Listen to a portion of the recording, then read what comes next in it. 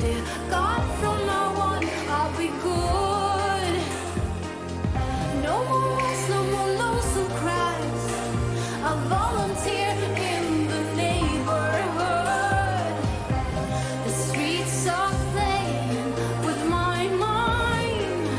I'm losing everything inside. I'm losing everything inside. The streets are playing with my mind. I'm losing everything inside. Time stands still as we go blind. We're losing everything. Whoa, I wonder if you dare. Whoa, no more nightmares.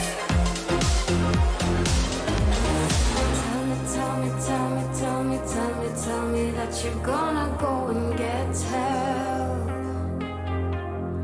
Tell me that you're gonna go and get some help. The streets are playing with my mind. The streets are playing with my mind. With my mind. The streets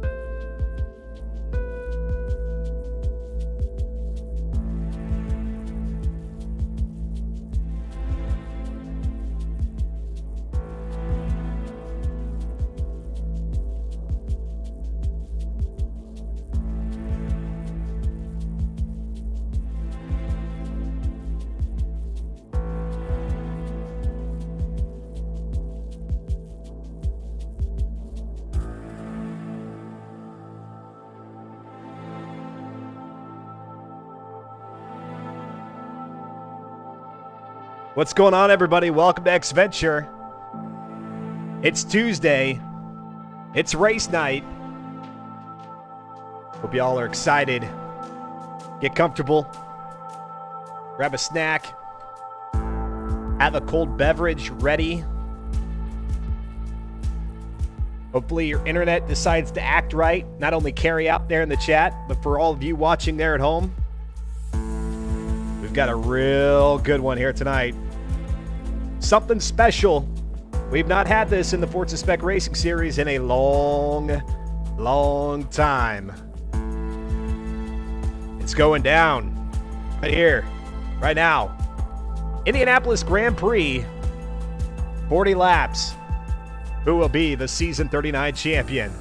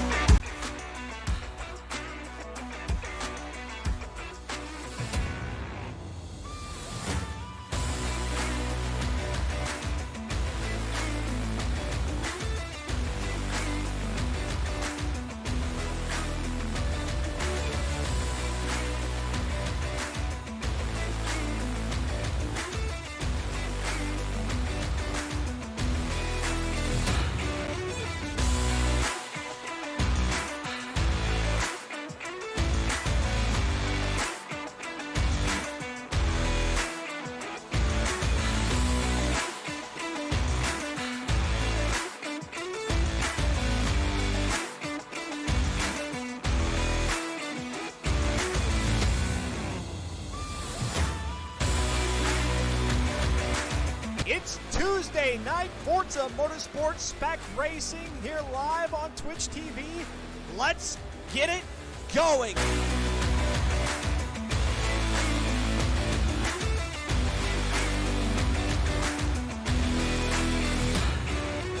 AMS Storm now here on lap number 34 of 34, jumps into the top spot.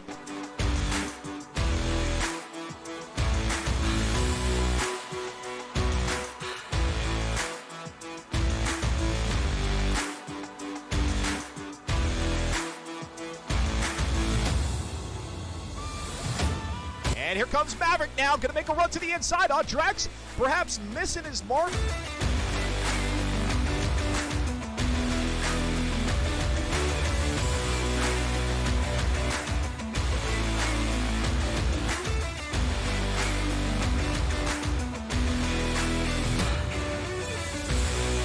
Ladies and gentlemen, race fans all around the globe, thank you so much for tuning in to X Venture live on Twitch TV. It is time for the Season 39 finale, and I have to admit, if you would have asked me the question, Dustin, I know the racing happens across 5 weeks, but tell me, if there was one week that you would want me to watch, which week would it be? I'd probably give you something like, oh yeah, week 3, week 4, maybe, because week 4 typically we kind of figure out who the champion is going to be. Oh no. Oh, how wrong I would be. It is week 5. You can hear the sound of my voice right now. You've picked the perfect time to tune in to X Venture, watching the Forza Spec Racing Series. It's week number 5. It's race number 9. It's the finale out at the Indianapolis Grand Prix, and we've got two drivers that aren't only just vying for the championship, but they also are tied in points coming into week number 5 with 285 apiece. Cratrim, who technically sits up top because he came out of week number 4. Well, he was going into week number 4 in the number 1 spot, holds on to the number 1 spot right now, and he is neck and neck with SGR Floofy. SGR Floofy trying to go for their first championship here in the Forza Spec Racing Series. Although Floofy's been racing for, 2.5, 3 seasons at this point, looking to pick up a championship representing the Scrubs Go Racing team. And then on the other side of the coin is Cratrium, who is trying to pick up not his first, not his second, not his third, not his fourth, not his fifth, not his sixth, not his seventh, nor the 8th, nor the 9th, but a 10th Forza Spec Racing Championship. Out of 39 seasons, almost 1/4. Are you kidding me? This week, yes, carry out. This week is the week to tune into. Holy smokes! What a storyline we have going on here tonight. Unfortunately, Arzia McQueen, who was our back-to-back champion, season 37, season 38, was really in the running here up until week number 4. Was unable to race in week number 4 for whatever reason, and as a result, you see dropping all the way down to 9th with 183 points, effectively out of the running, and will not be the first driver to go back to back to back. That could have been a third storyline to bring into this equation here tonight, had it shaped up that way, but it is not. And so I should say, most eyes are on Cratrim and SGR Floofy. However, not all eyes are, because all of the other drivers that you see on the screen, 1 through 20, and then there's even more on the back end that we don't have on the leaderboard here. Those drivers are still trying to vie for maybe their personal best in the Forza Spec Racing Series, or maybe they have somebody that they're eyeing on the leaderboard that they're like, you know what? If I can finish in front of them at the end of the season, that would be awesome. So take nothing away from the 22 to 30 other drivers that we have in FM4 who are, again, either on this leaderboard or maybe find themselves falling just short of being on the leaderboard. Take nothing away from them, because really what this league is all about is do the best you can with what you've got, the skill that you bring to the table. And if you don't do so hot here in season 39, guess what? Season 40 is right around the corner. I know it's either 3 or 4 weeks away, but those 3 or 4 weeks away will go like a blur. And before you know it, we'll be here live again for season number 40. By the way, I've got a predictor going here on the channel. If you don't know what the predictor is, that's a way for you here on Twitch to kind of engage with the broadcast. And right now, my question is, who will get pole for the finale? So we're about to go into the 3 laps of qualifying out here at the Indianapolis Grand Prix alternate circuit. And my question is to you, who will get pole for the finale? Will it be Cratrim or Floofy? So that's option number 1. And I only can give you 2 options. So it's one or the other. It's Cratrim or Floofy as one option, or anyone else is your second option. And right now, 95% of you with 8.8 thousand executables or channel points are saying that Cratrim or Floofy, one of those two are gonna be on pole, and then 5% of you with just 450 executables saying, nah, it's gonna be somebody else. Well, cast your vote. Let me know what you think. You've got a little bit here. And I think this poll will even run a little bit into qualifying. So if you kind of want to be a little strategic with it, you can. Or if you want to try to show us how much of a prognosticator you are, then you can cast your vote now. By the way, I'm Dustin Moore. Welcome to X-Venture Live. I'm sorry, I've gotten so far into the early spiel here that I haven't even introduced myself. If you're new to the channel, thanks for tuning in. Great to have you here on a Tuesday evening. And we'll be going here for probably the next, hour 45, hour and 50. Yeah, 1 race tonight. After 4 weeks of racing where there's 2 races each night, here in week number 5, race number 9 is 1 single race. Points are doubled.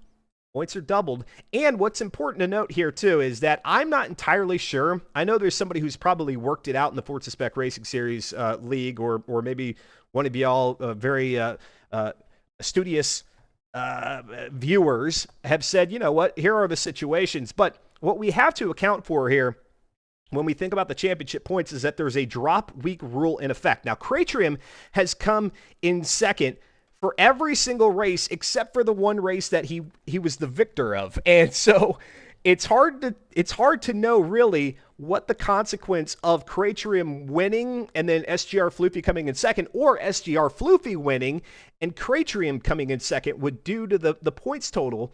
Now, granted, here in week number 9, because the points are doubled, you get 100. I think that would be a first for both drivers to have 100 points here in season 39. So it could very well work out in terms of the math that whoever gets the win here tonight is unquestionably the victor and the season 39 champion. But I'll leave that to the officials. Forza. I'll leave it for Slow Motion Fire and Company to go ahead and sort that out. Virus Thoughts is here in the chat. What will we do with a drunken sailor? What will we do with a drunken sailor? What will we do with a drunken sailor early in the morning? He's coming in with the pirate shanties again. I'm spectating. I'm spectating the heck out of things right now, Slow Motion Fire. I am in spectate mode times 10. I'm ready for this thing. Cheetah B119 says, 2 are going for 8.8 on Cratrim and Floofy, while I only have 1.5 thousand and went for 450 for anyone else. Just shows how long Hey, it doesn't matter, Cheetah. You may very well be correct, depending on who we have in the lobby. Let me go ahead and read off the names. We've got RZ and McQueen in here. So for those of you who are saying Cratrim and Floofy, you're taking a chance because RZ and McQueen is out on the track. Toyosama is out on the track. Also, we have DOR Carryout, CMD Slipstream, Barf Monkey Fear the Fun, LS Barney, Kuda93, Modern Weapon, Audrex, Savage Reaper, Virus Thoughts, Ovation, Weisenmitten, Patches Riley, DTS Mondo, another name to look out for, Slow Motion Fire, OK Fox, Jason D, Grim, and then Slim Jim Double Ot. 22 drivers of the 23 grid spots available. I think they might be waiting for just one more. We've got a couple of drivers who haven't yet readied up, but they might be waiting to see if we can get 23 drivers on the grid. If not, then maybe somebody will hop in just before the race starts. They'll be put at the end of the grid, which is okay, fine. Race the final race, regardless of where you get sorted out on the grid. So we'll see. There's plenty of names that I just read right there that could easily take the pole position here. And some of you are taking note of that and going the opposite direction and saying, oh no, somebody else is going to get this. Somebody else. We'll see. It's a good one. It's a good predictor poll. At least in my opinion. Let me go back to those standings there, just as a reminder. And I know we haven't gone to the game screen yet. They're still sorting things out, making sure that everything is ready to go. In Slow Motion Fire, they're giving me the heads up that we are getting ready to go. Let me turn down my audio on my end. Super loud. There we go. And I need a few things here. Yeah, there we go. Perfect. I like it when the broadcast can run as planned, unlike Sunday. I'll talk about that a little bit later on here. All right, off the line, the first one, it's going to be Cratrim. Cratrim, the first off the line here for qualifying. 3 laps, 1 standing start, 2 flying laps. Notice that we're on the alternate circuit in reverse. And so this is all kinds of different. This is like the modern day circuit mixed with the old-fashioned circuit. This one is weird. But anyway, it's a good change-up because we've had the Grand Prix circuit in its regular fashion. But now we're going to go the other direction. Some may even say the more correct direction, because you're going in the typical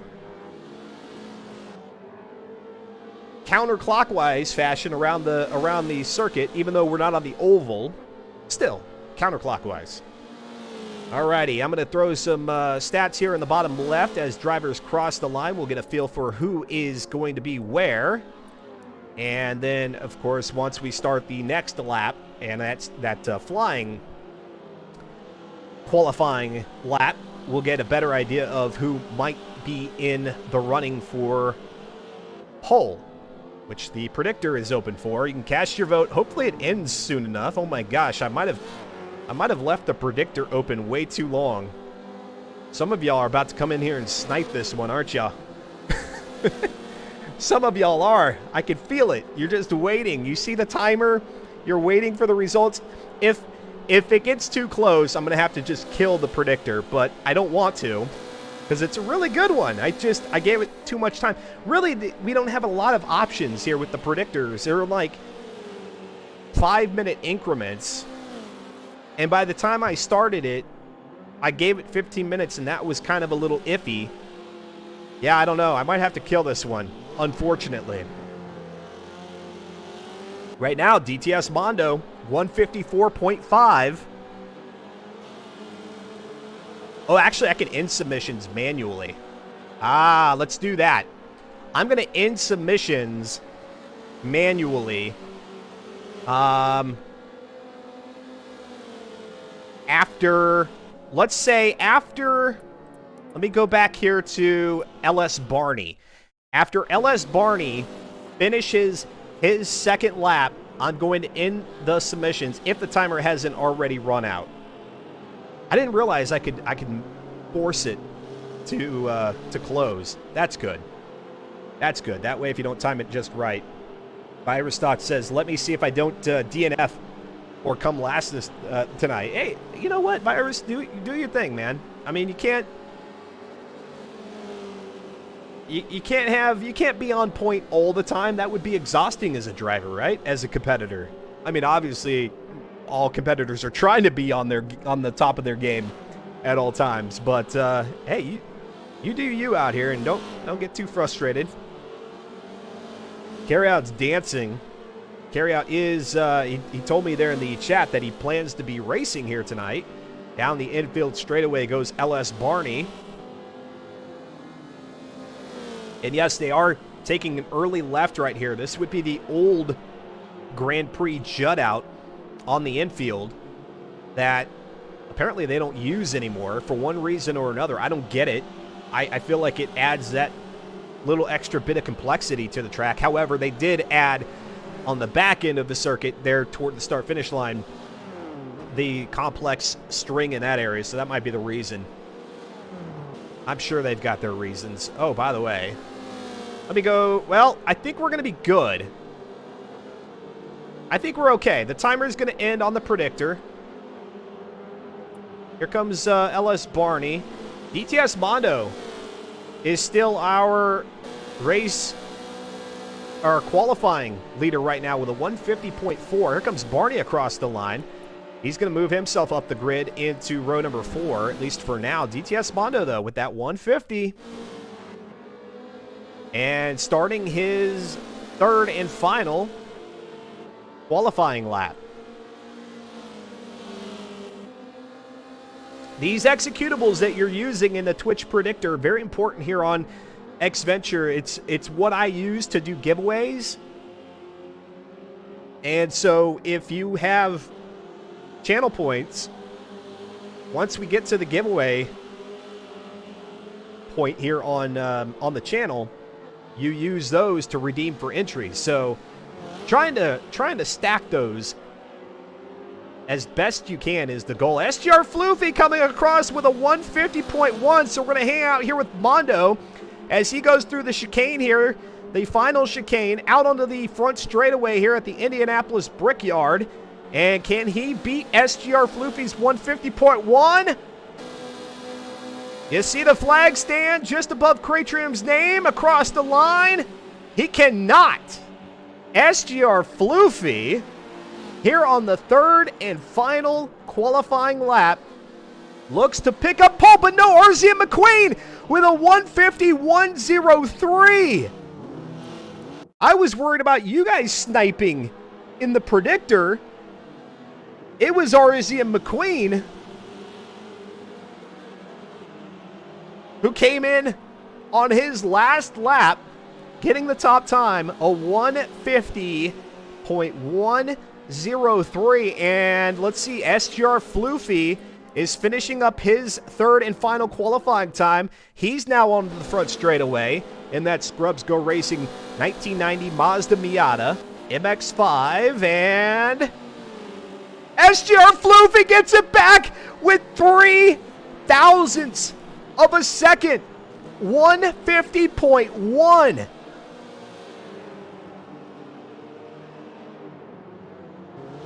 He took Arzian McQueen's 150.103 and shaved 3 thousandths of a second.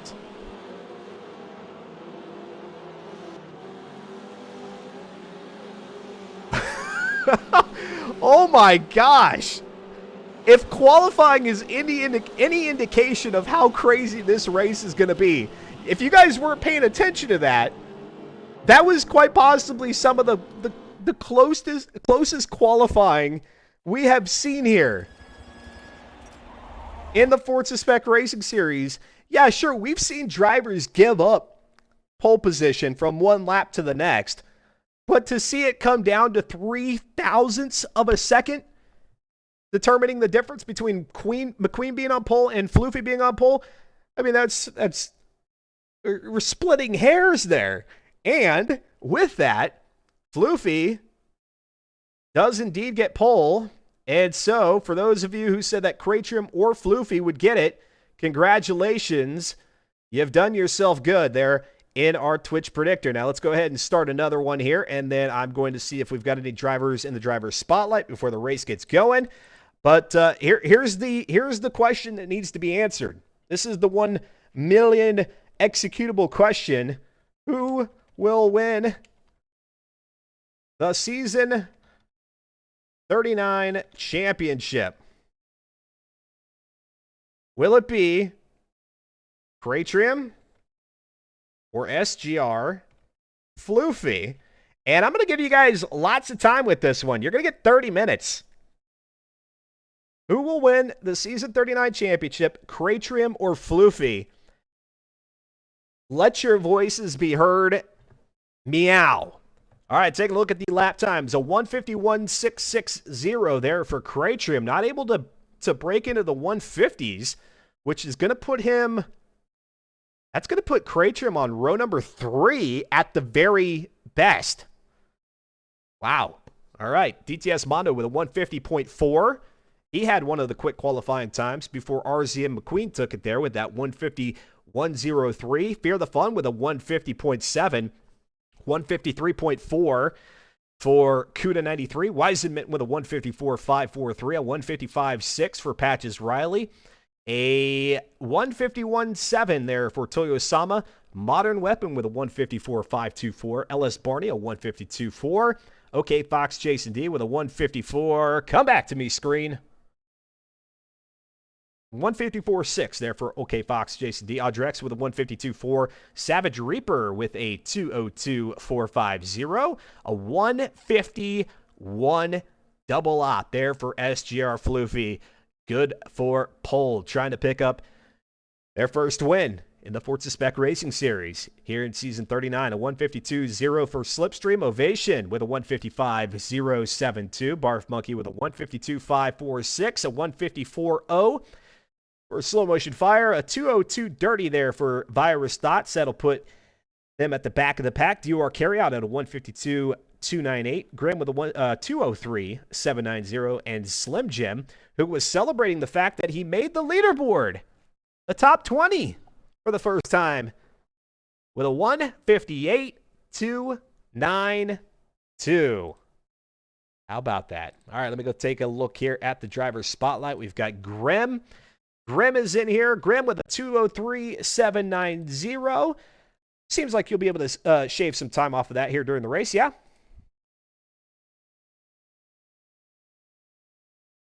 Graham. Testing. I know Grim should be able to hear me, but it doesn't seem like it's working out.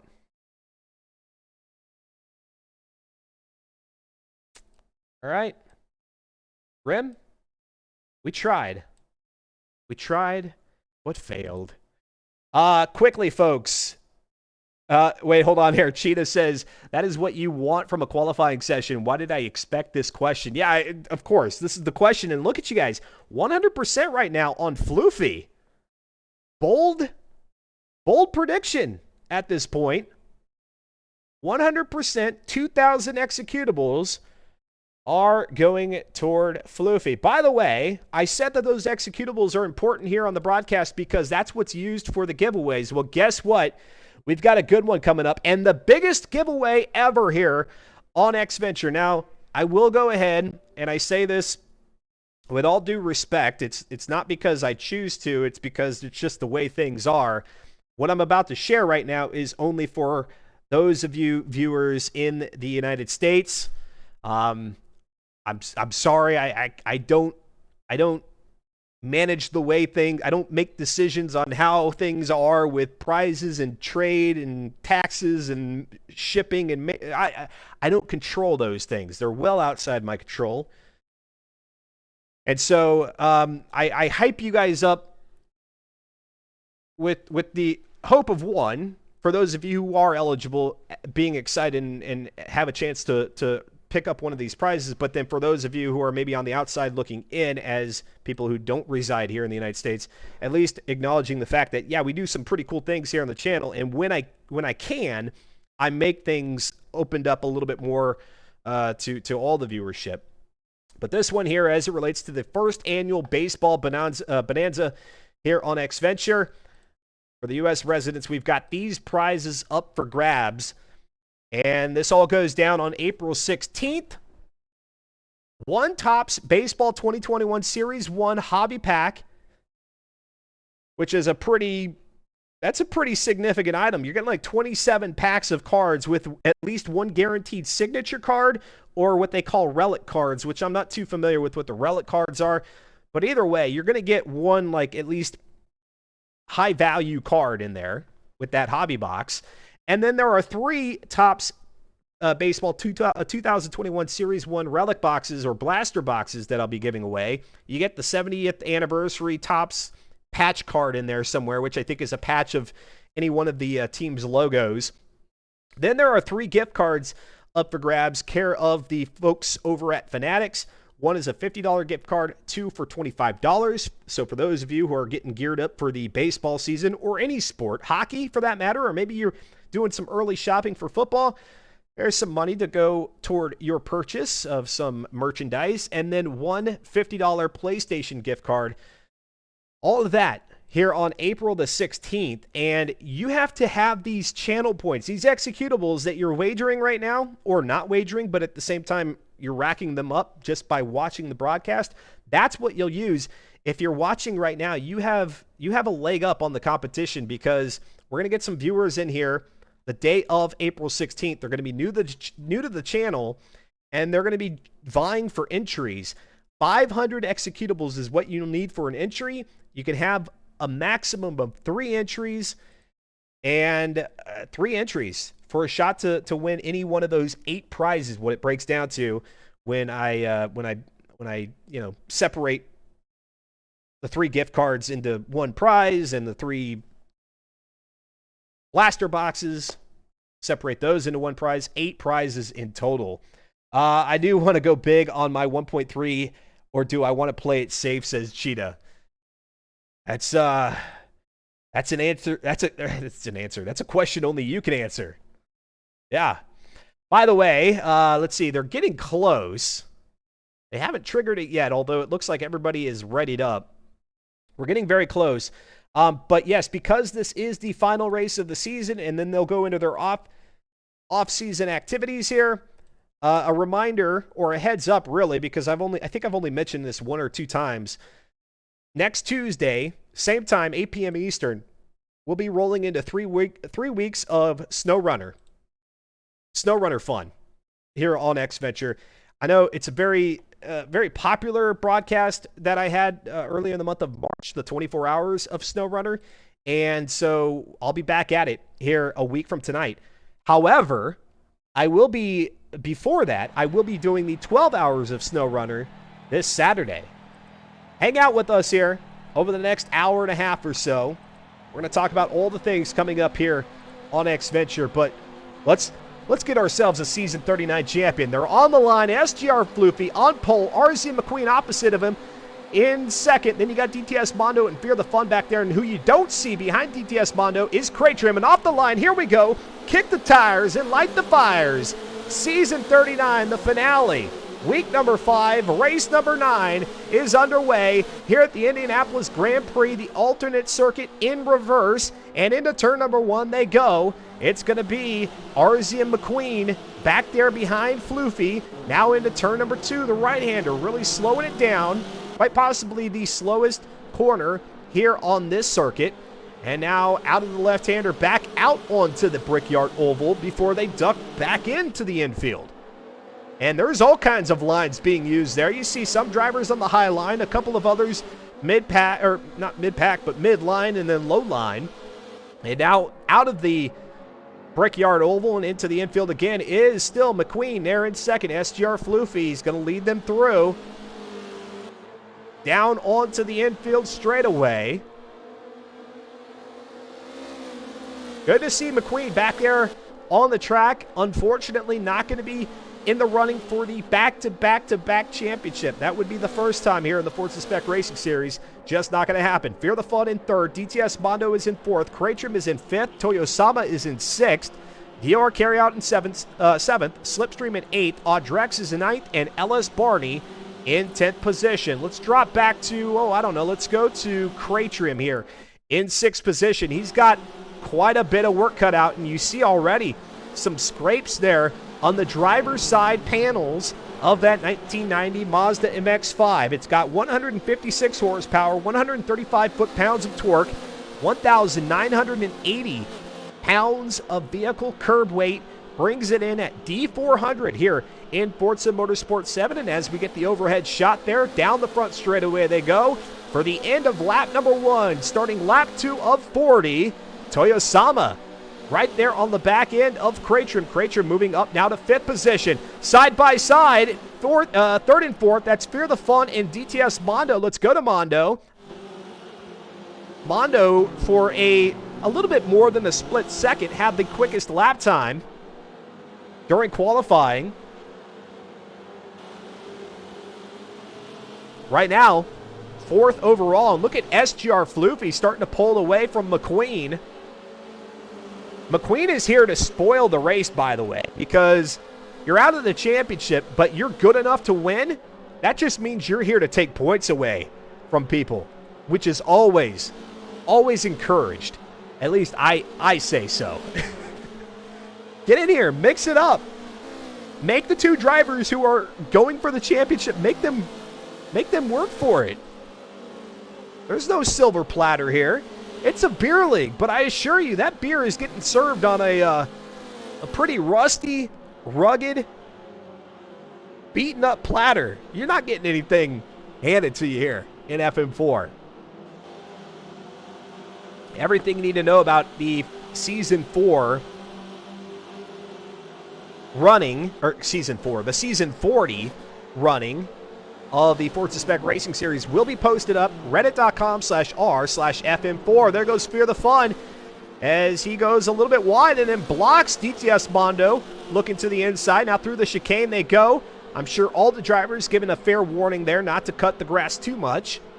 We did see a little bit of that getting kicked up, but that was just those two inside tires keeping another two on track surface, the racing surface, or within track limits. So nothing worth slapping anybody's wrist over there.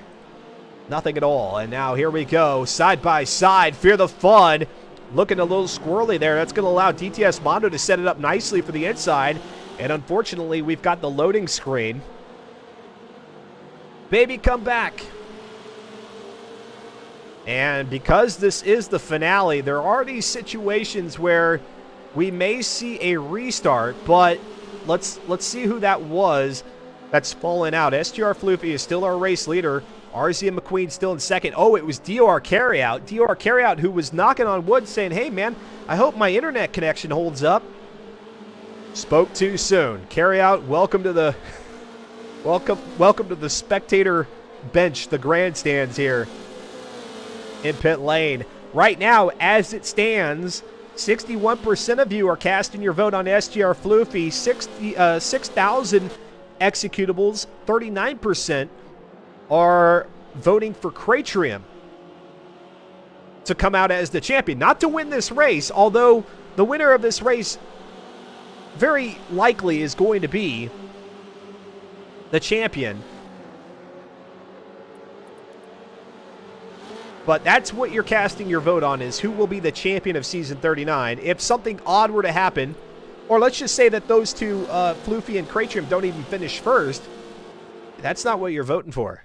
Who is going to win the championship? Across the line here, end of lap number 3 is our race leader at this point, SGR Floofy, with about a half-second lead or so.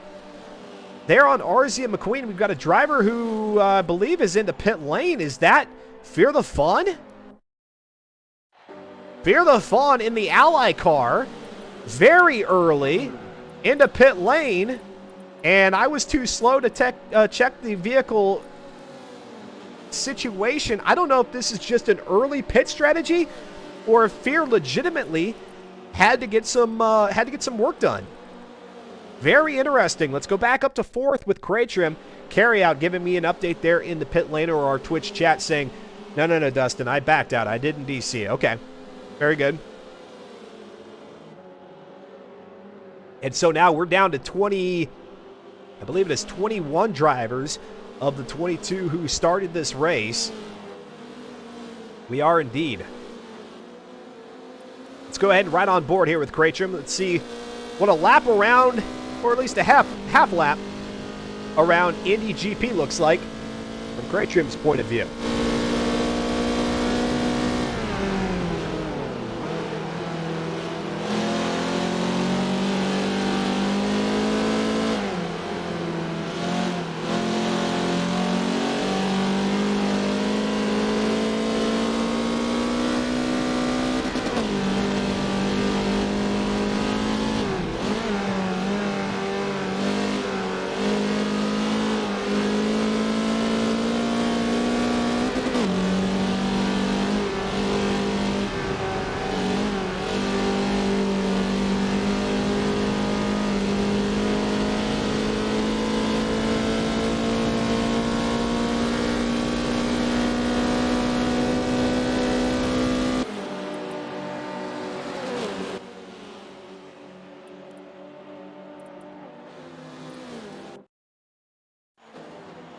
Go ahead and put the camera's focus here on Toyosama. Toyosama, who picked up their first victory in week number 4 out at Homestead, the Oval. 255 points, 30 off the leaders, SGR Floofy and Craytrim, and it's going to be a little bit difficult unless...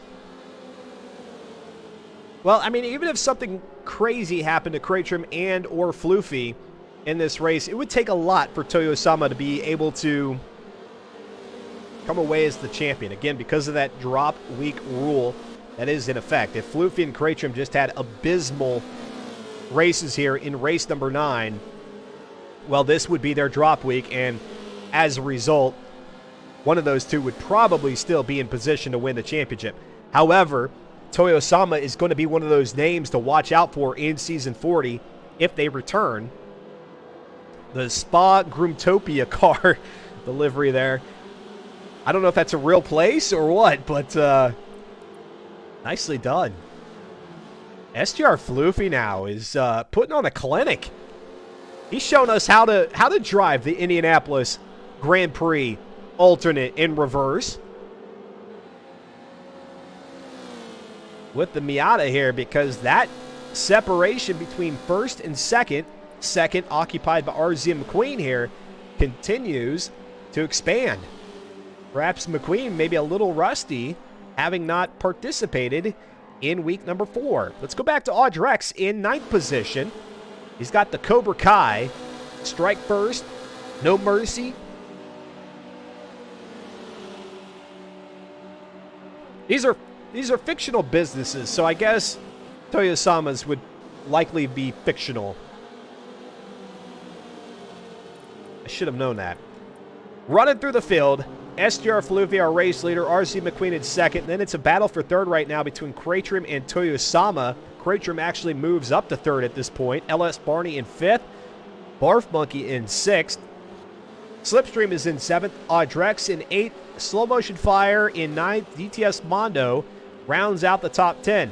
Then from 11th onward, it is Cuda93, Ovation, Fox Jason D, Patches Riley, Modern Weapon, Weisenmitten, Fear the Fun, Slim Jim, Virus Thoughts, Grim, Savage Reaper, and DUR Carryout. dropping out of this race very early on, about lap 3 or 4. Here we are on lap number 6 as we see Audrex getting up to 8th position now.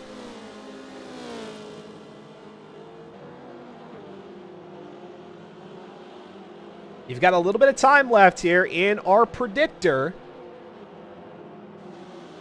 A lot of channel points on the line. Big time. 6,000 points saying that Cratrum is going to be the Season 39 champion. 9.4 executables for SGR Floofy. We got a little bit of time left. However, it's not going to get you close to the race. So at some point, if you want to wager a guess on who will be our champion, you'll have to do so ahead of the, I think even ahead of the halfway point. I don't think we're going to even get that far in the race before the predictor closes out. Things are really kind of stretched out here on the track, which is okay. There is the pit strategy that's involved in this 9th and final race of the season. We already saw Fear the Fun go in, and now I think Ovation, or is that DTS Mondo? No, that's, I think it's Ovation, who has opted for an early stop. And again, because he was already, actually that's Weisenmitten. No, it's not. I'm sorry, the timing doesn't make it easy for this to happen. It's Cuda93 there in the Barbie car. Wow. Took me a little bit, but I got there. Let's go to CMD Slipstream in 7th position. The Hyperboro car.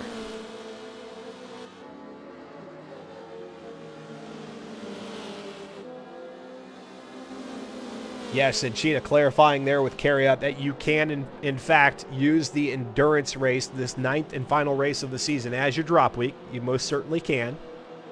It doesn't often happen that way, but you can.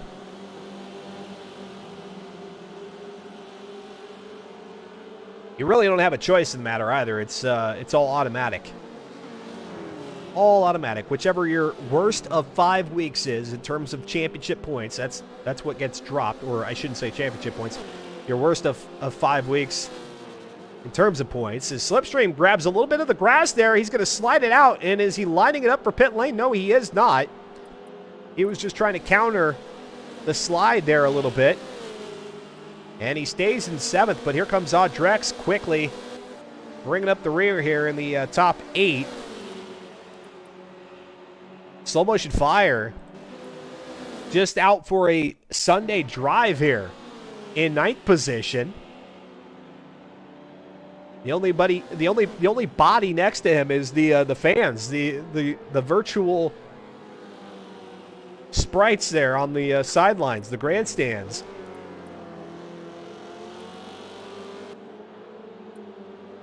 Speaking of a Sunday drive, I mean, obviously you've got to have a good amount of pace going to have the lead that SGR Floofy has right here, and whew, what a pace it is.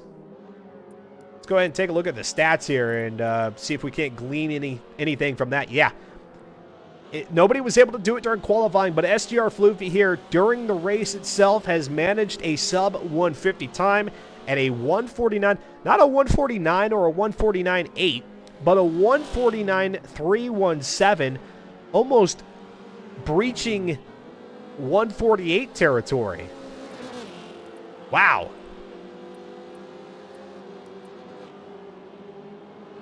And as we take a look at the vehicle situation here for SGR Floofy, 8 laps in, 78% left in the fuel tank. You got no damage there. Only 10%.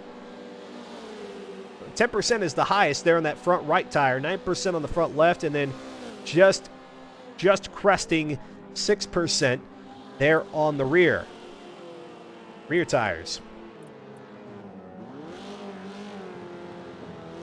All right, let's go look for a battle here. Where do we have a good one? We've got a good one for 14th position. That's going to be Fear the Fun, who we saw in pit lane earlier on. Patches Riley in 15th. Give some love to some of these other drivers that we haven't necessarily been able to put a focus on. Patches Riley, not with a fictional business there on the livery, but rather the White Claw. The White Claw adult beverage.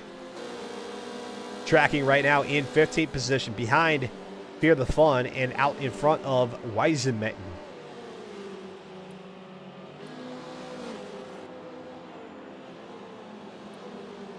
Slipstream in 8th, Audrex in 7th.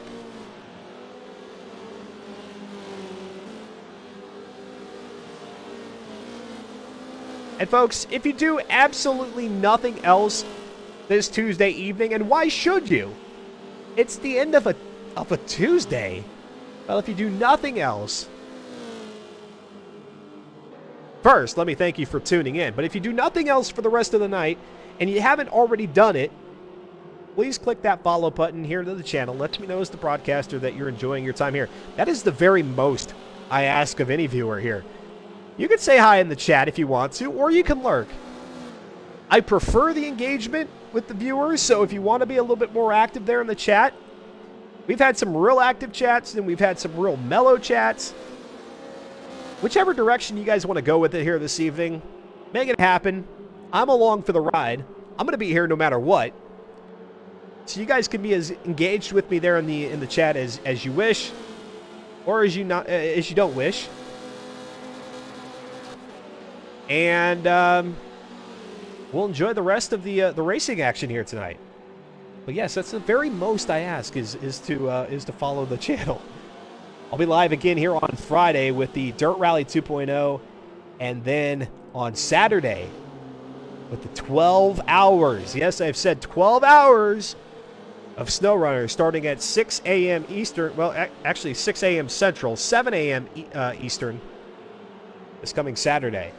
And we've got the loading screen again, which unfortunately means we might have lost another driver.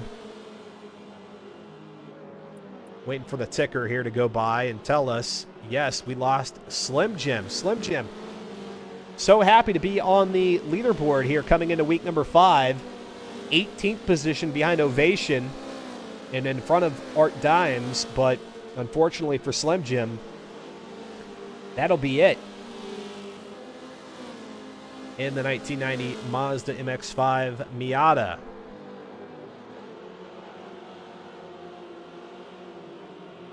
Guys are dropping a few more executables there in the predictor. Okay, 10.4 thousand now being wagered on SGR Floofy to the 6,000 on Cratrium. Looks like maybe you've got a minute or two.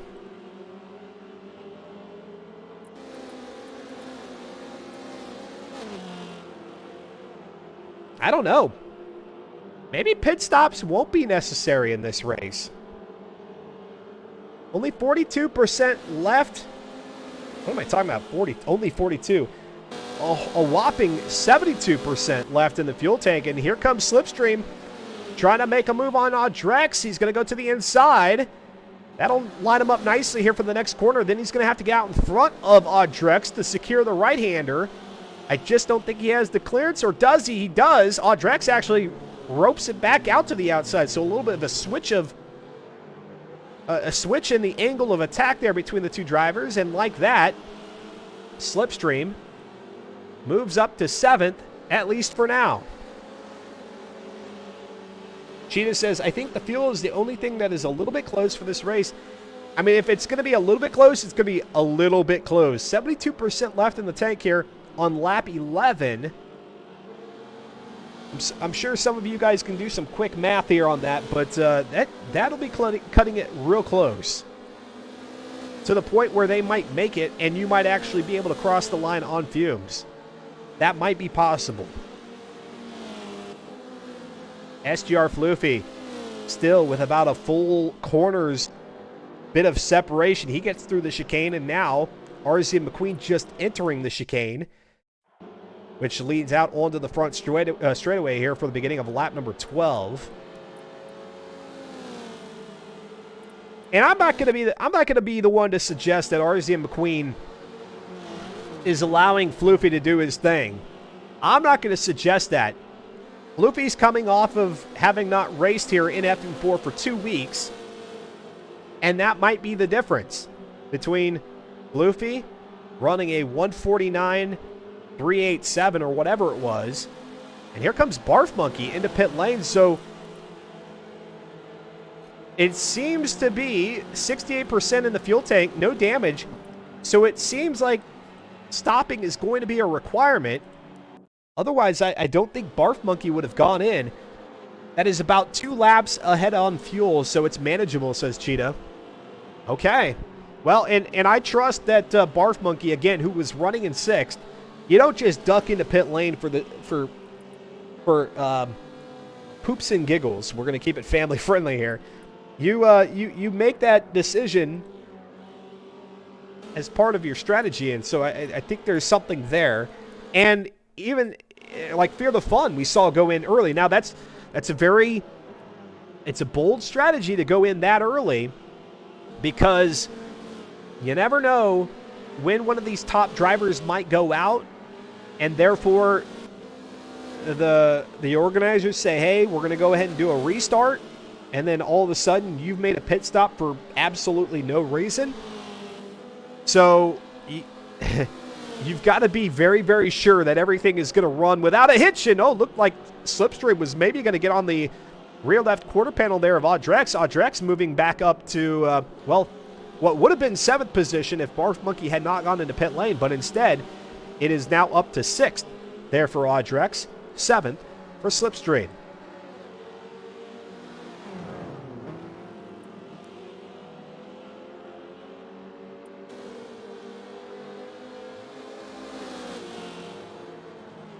And we've got another driver, actually make that 2 drivers in pit lane. That's going to be, looks like Savage Reaper and Virus Thoughts topping off the fuel tank.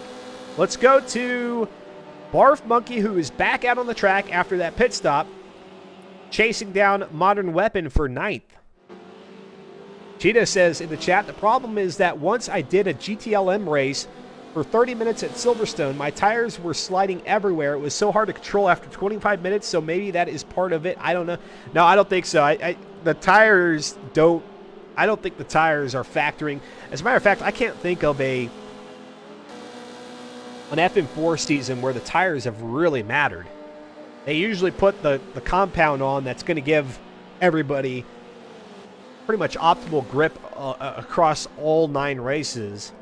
I don't think tires have ever really been a legit concern, which is unfortunate. I hope with the new Forza Motorsport, I hope there's going to be a little bit more strategy involved as an option. I get it. Not all drivers want to have to compete with a concern about pit strategy and how to set their cars up to maximize fuel consumption or tire degradation, or I guess to minimize tire wear. But hopefully the option exists where it can be a little bit more influential in a race. Impactful.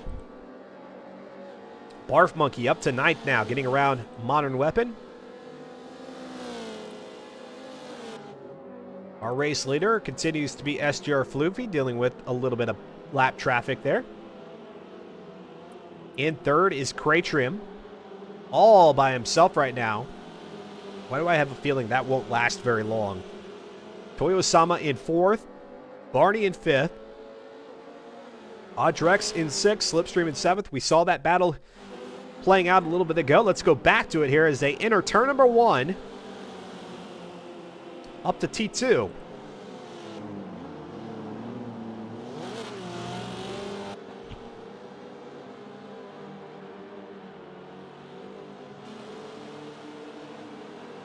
Back out onto the oval they go, and Audrex, you might have seen it there. He did a little bit of a swerve toward the apron on the Brickyard. Maybe the slipstream here in the Miata is a little bit more than I would have guessed. Drax seemingly trying to keep Slipstream from slipstreaming on him. How about that? On the infield they go, underneath the bridge. In the left-hander.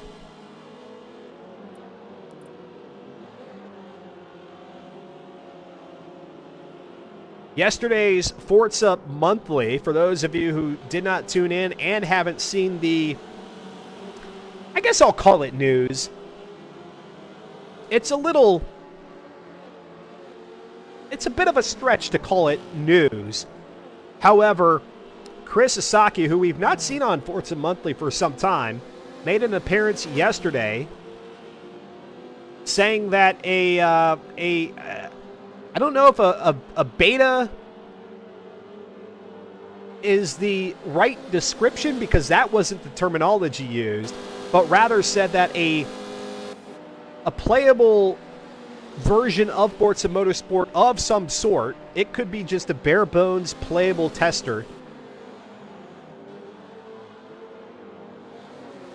would be coming to some Forza Motorsport players in the future, and didn't forecast whether that would be soon or far out or what, but just simply said that pretty soon some of the community would be able to get their hands on a kind of a demonstration of the next Forza Motorsport. Those individuals being folks who are part of the Forza panel, which they've been soliciting people to be a part of for the better part of, 2 years.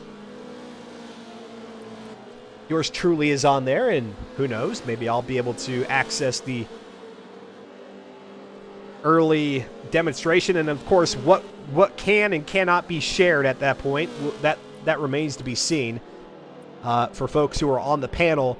The panel itself kind of has a little bit of a NDA stipulation. That's not like a full-on NDA, but it is very much a, hey, if you chat with us and exchange information with us, that's not to be shared broadly with the community. Let's keep that internally. But I'm guessing if a playable tester is going to land in the hands of some of the community, there might be a little bit more of a more stringent NDA involved in that. So, again, yours truly may have a chance to try it out, and then at the same time I may or may not be able to share my thoughts. We'll see. Cheetah says, I'm getting the Series X just for the game. You know what? Somebody posted on Twitter, and I know we're spending a lot of time here watching Slipstream, but really in terms of the top 10, this is our best battle out on the track with SGR Floofy still out in front. RZ McQueen a ways back in second. There we've got another loading screen. And it looks like we lost Virus Dot. So unfortunately here, in a season that had been very good about keeping a lot of the drivers out on the track, we've lost 3 here before the halfway point of the Season 39 finale. But what I was saying was that somebody made a good point over on Twitter in that the PlayStation 5 and the Xbox are very attractive options right now. And even then, that's a hard sell because they're hard to buy. But they're a bit easier to find over time. You just got to kind of be on the ball. They're easier to find and much more affordable than some PC components are right now. Graphic card shortages. Some of the prices of some components are a bit inflated right now. So Cheetah says you're buying the Series X just for Forza. That's not a bad move, and you're probably going to get more value out of it than just Forza. But it's not a half bad purchase. Whereas maybe a generation ago, when it was like, okay, the Xbox One or a PC, which gives you access to a lot more and with maybe a bit more value in terms of fidelity, graphical fidelity, and performance, Now the PlayStation 5 and the Xbox Series X are a bit more intriguing. Speaking of intriguing, here comes Slipstream now to the inside into turn number 1. These two have been going at it all race long, and they've got to be careful. They've got DTS Mondo behind them. The more they battle it out, the more that they're going to make themselves vulnerable to giving up position. Drex moves up to 6th, Mondo to 7th, and look at that. Slipstream getting double passed. He drops back to 8th. Virus Thought says, we love crashing out. I know you guys don't, but I appreciate you hanging out with me here in the chat. I know it can get very discouraging, and you kind of want to just throw your hands up in the air and say, all right, that's it for me. But if you can hang out here and watch the broadcast, be greatly appreciated. Let's go back to the X Venture Rewind there with that series of passes coming out of turn number 1 for 6th, 7th, and 8th. Drex, Mondo, and Slipstream.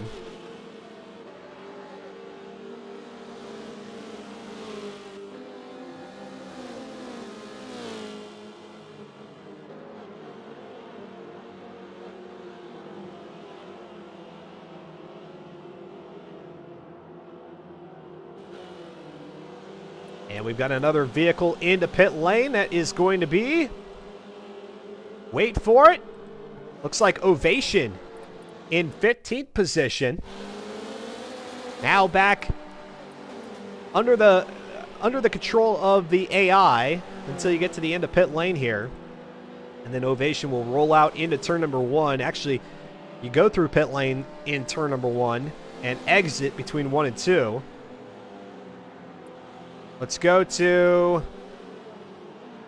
back to Mondo here in 7th, because, again, really the best battle here on the track is 6th, 7th, and 8th. Slipstream falling off the pace a little bit, finds himself about 5 or 6 car lengths back, even more, as they go into turn number 1.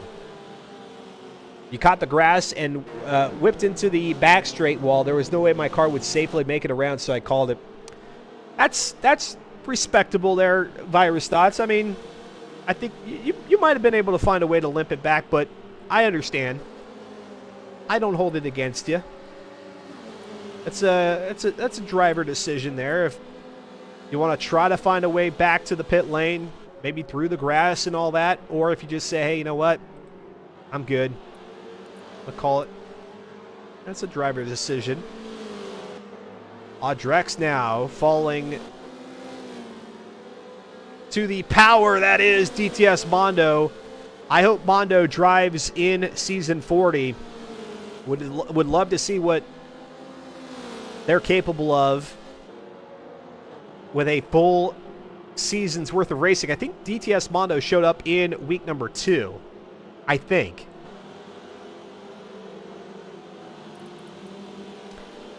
Make a stream for the game if you get to try out the game for us, please, says Cheetah. And again, and that's what I was saying, is it really all is dependent on if Turn 10 Studios says, hey, there's a little bit of a moratorium in terms of what you can and cannot do, taking pictures, broadcasting, which, if the industry has shown us anything lately, this early on in the development, they're not going to allow you to do that.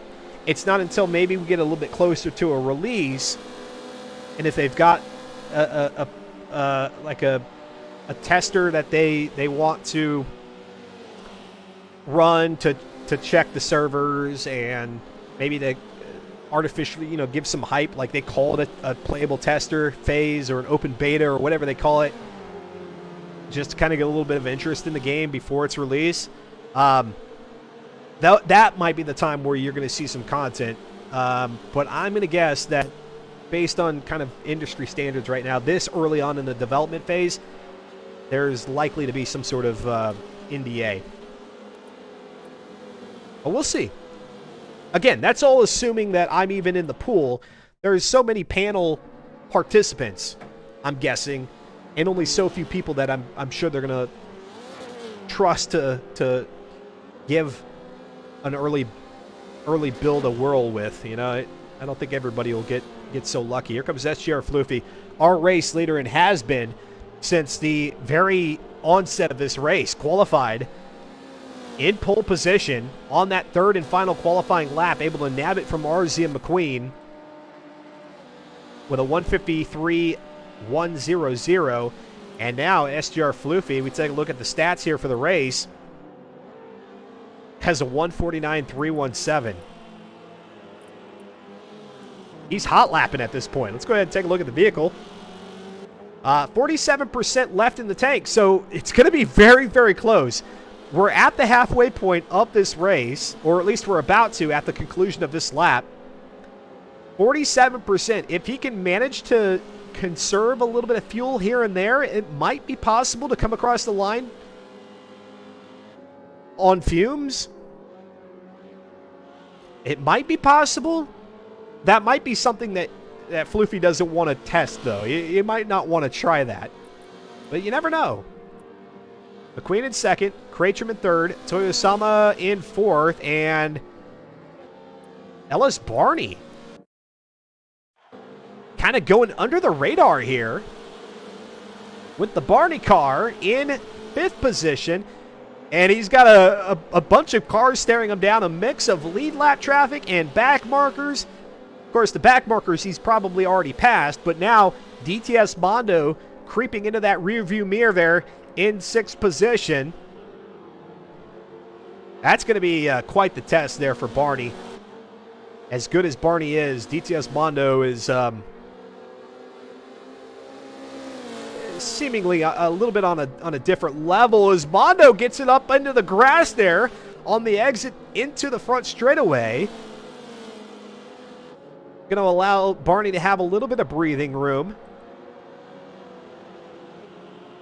And our Twitch predictor has come to a close. And so we've got 10.5 executables on SGR Floofy. 64% of those of you who cast your executables are saying that Floofy's going to be the champion. 6,000 executables, or 36% of the voters, have said that Kratrum is going to come away as the champion. And again, it's not necessarily who wins this race. We're going to have to sort out with the points, with the drop week rule in effect. Soul Motion Fire is going to have to give us the verdict shortly after the race. And here comes Ellis Barney now into pit lane. So where my head is thinking, okay, there might be a chance for these drivers to go all the way and then come across the line just completely gasping for fuel, not for air. The cars will have plenty of air. They just won't have any fuel.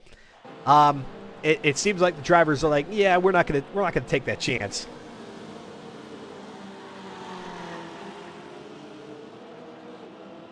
Kratrum now exiting. And as you see there, you actually exit at the top of turn number 2. Kratrum in fifth. He's got Audrex out in front of him there in between turn 1 and 2 of the Brickyard. Audrex not having gone into pit lane yet, so as soon as Audrex opts to go in, then that'll be a change in position. The 20% tire wear that you see on the front, the 17% there on the back for Audrex, that is probably having very little to no effect on the handling of the car. That's just your typical, just standard tire degradation at this point. And by the time the fuel tank is depleted, you're probably just barely going to start noticing the impact to the handling. As I say that, he goes sliding it in to the right-hander here. The only corner where I suppose you've got a little bit of camber here at Indianapolis, at least on the Grand Prix circuit.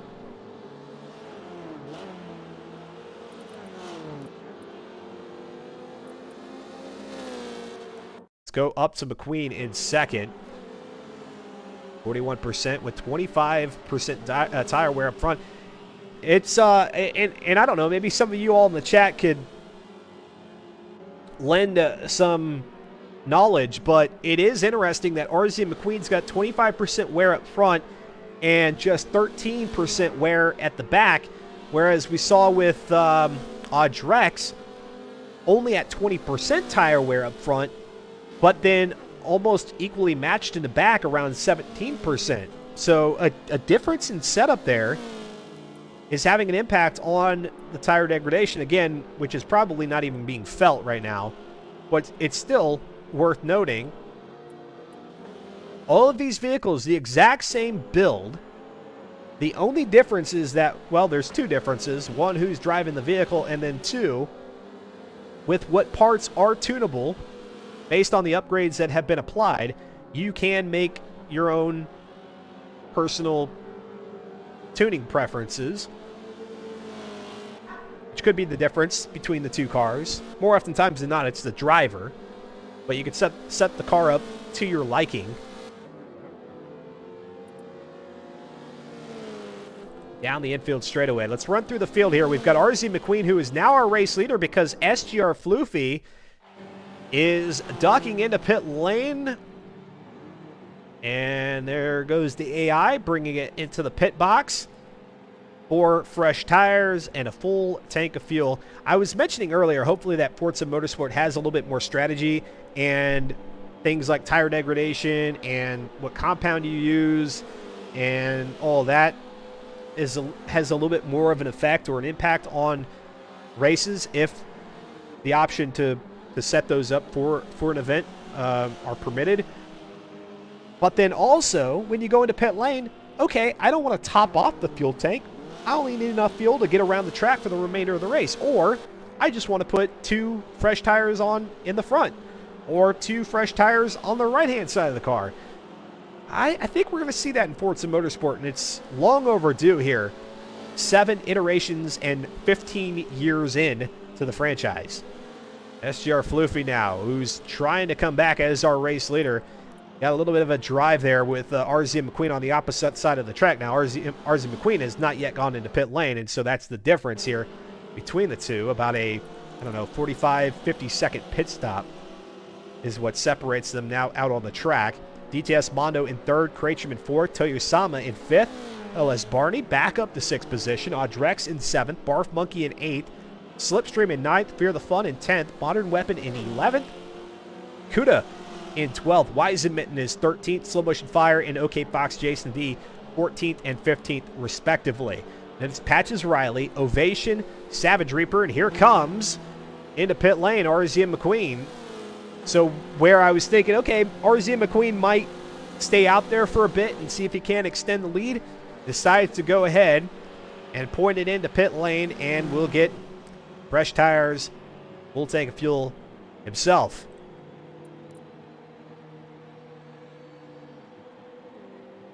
So Soul Motion Fire 14th, Fox Jason D 15th, already mentioned those two. Patches Riley in 16th, then it's Ovation, Savage Reaper, Grim, and that's it, 17th through 19th, because we lost 3 drivers in this race. So the 22 drivers that we started are now down to 19. After a season which was actually really good in terms of stability, we had a lot of drivers avoid the big DNF here in season 39.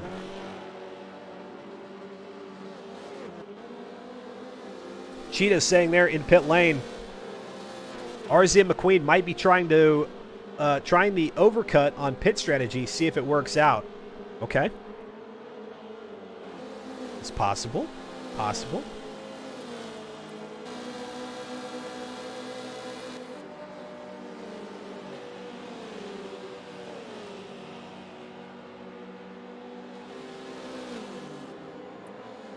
RZ McQueen now catching, well, not catching up, because SGR Floofy able to get around RZ McQueen when he made his pit stop.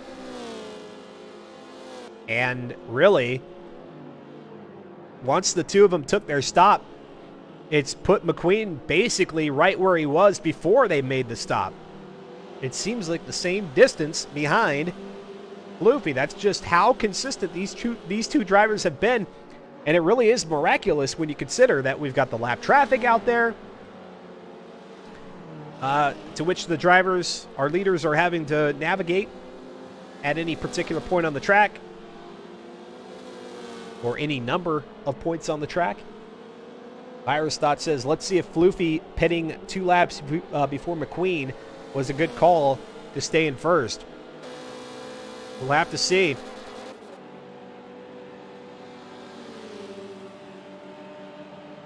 And Floofy might not have had a say in the matter, because McQueen might have been willing to hold out as long as Floofy would.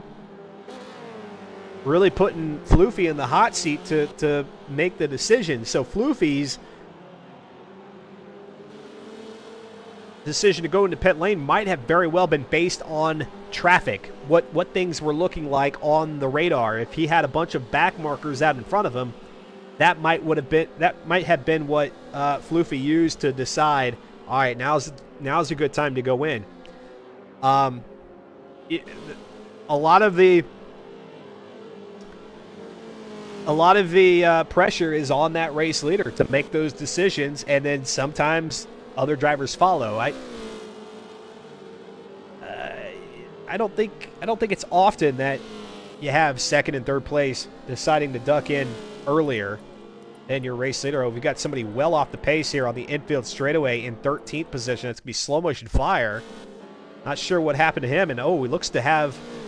Well, I was going to say, it looks like he's got damage. He does certainly have 4% on the transmission, but nothing on the body panels in terms of aerodynamics or any of the innards. He might have tagged the wall coming out on the straightaway, but at a glancing, maybe it was a glancing blow that didn't render any damage. So slow down the straightaway, but, well, I was going to say back up the speed. It gets a little squirrely lining it up here for the chicane. Let's go to Ovation in 15th position.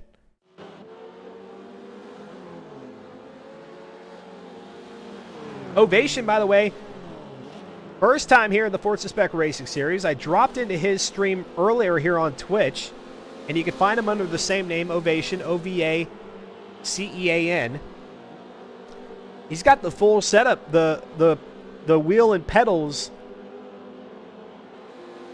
but is also showing it on stream, which always is kind of interesting for the viewers. So good stuff there by Ovation, and great seeing him running in the FM4 League here. Season 39, hopefully it'll continue in Season 40. Right now in 16th, entered into the finale in 17th overall with 96 points. Back behind Born as Ghost, who has 99, and Born as Ghost, unfortunately, not out on the track here tonight. Floofy has clean air right now, so if that was his strategy, it worked. Probably. I mean, if you're the race leader and you've got someone on your heels, the likes of RZ and McQueen, without a doubt, your pit strategy is probably very dependent on a point in the race where you feel like, okay, this could be problematic. If I go another couple of laps, I'll really have to be bobbing and weaving through traffic. So let me stop now and see if that cleans things up for him. And it most certainly has. I mean, you look at SGR Floofy. We'll go ahead and put the camera here on Floofy. But if you look at our track map there, the closest back marker is out onto the oval, entering just now, returning into the infield section. And so Floofy, he's going to go another 2 or 3 laps before even coming up on that back marker. So a lot of clean air. And as you can see there, we almost didn't even see McQueen in that shot.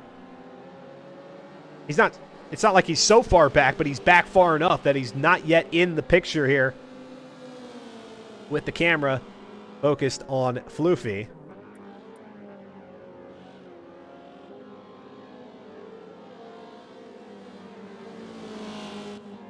Barf Monkey just having a great race. Let's go to Odd Rex in 8th.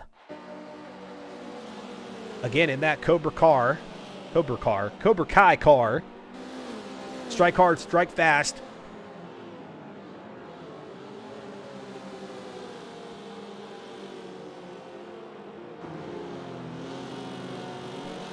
Do you know if SnowRunner is crossplay? I don't think SnowRunner is crossplay. I don't think.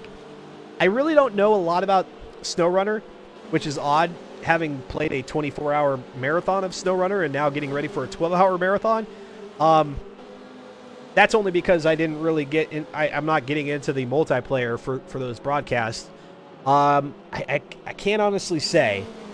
I would encourage you to either maybe reach out to the SnowRunner team on Twitter.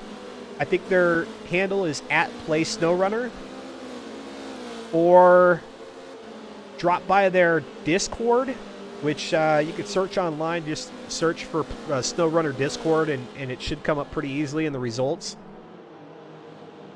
But yeah, I don't think there is crossplay.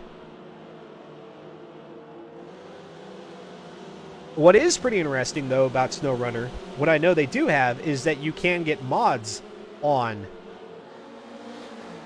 console. The modding community within the MudRunner SnowRunner community is pretty significant. And it's interesting to see a non-AAA studio enable mods in 3 wide here.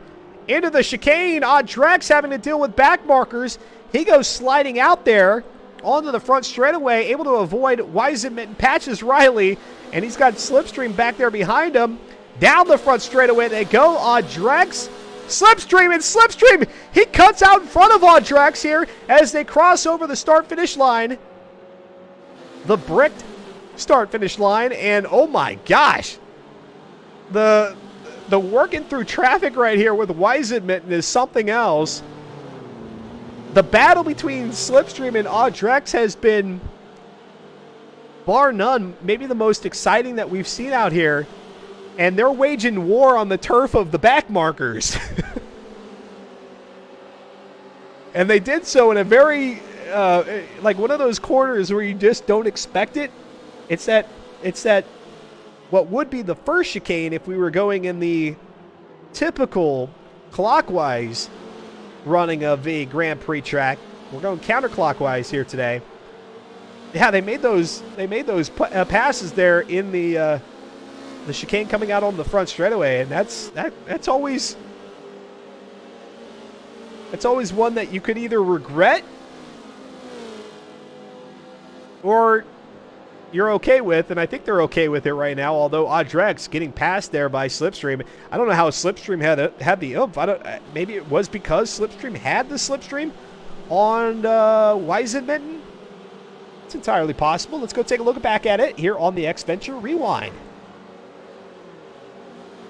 And unfortunately, I can't get the cameras to be any better than they are here in Forza Motorsport 7. Again, that's another thing I hope changes with the new Forza Motorsport, is a little bit more flexibility with the cameras.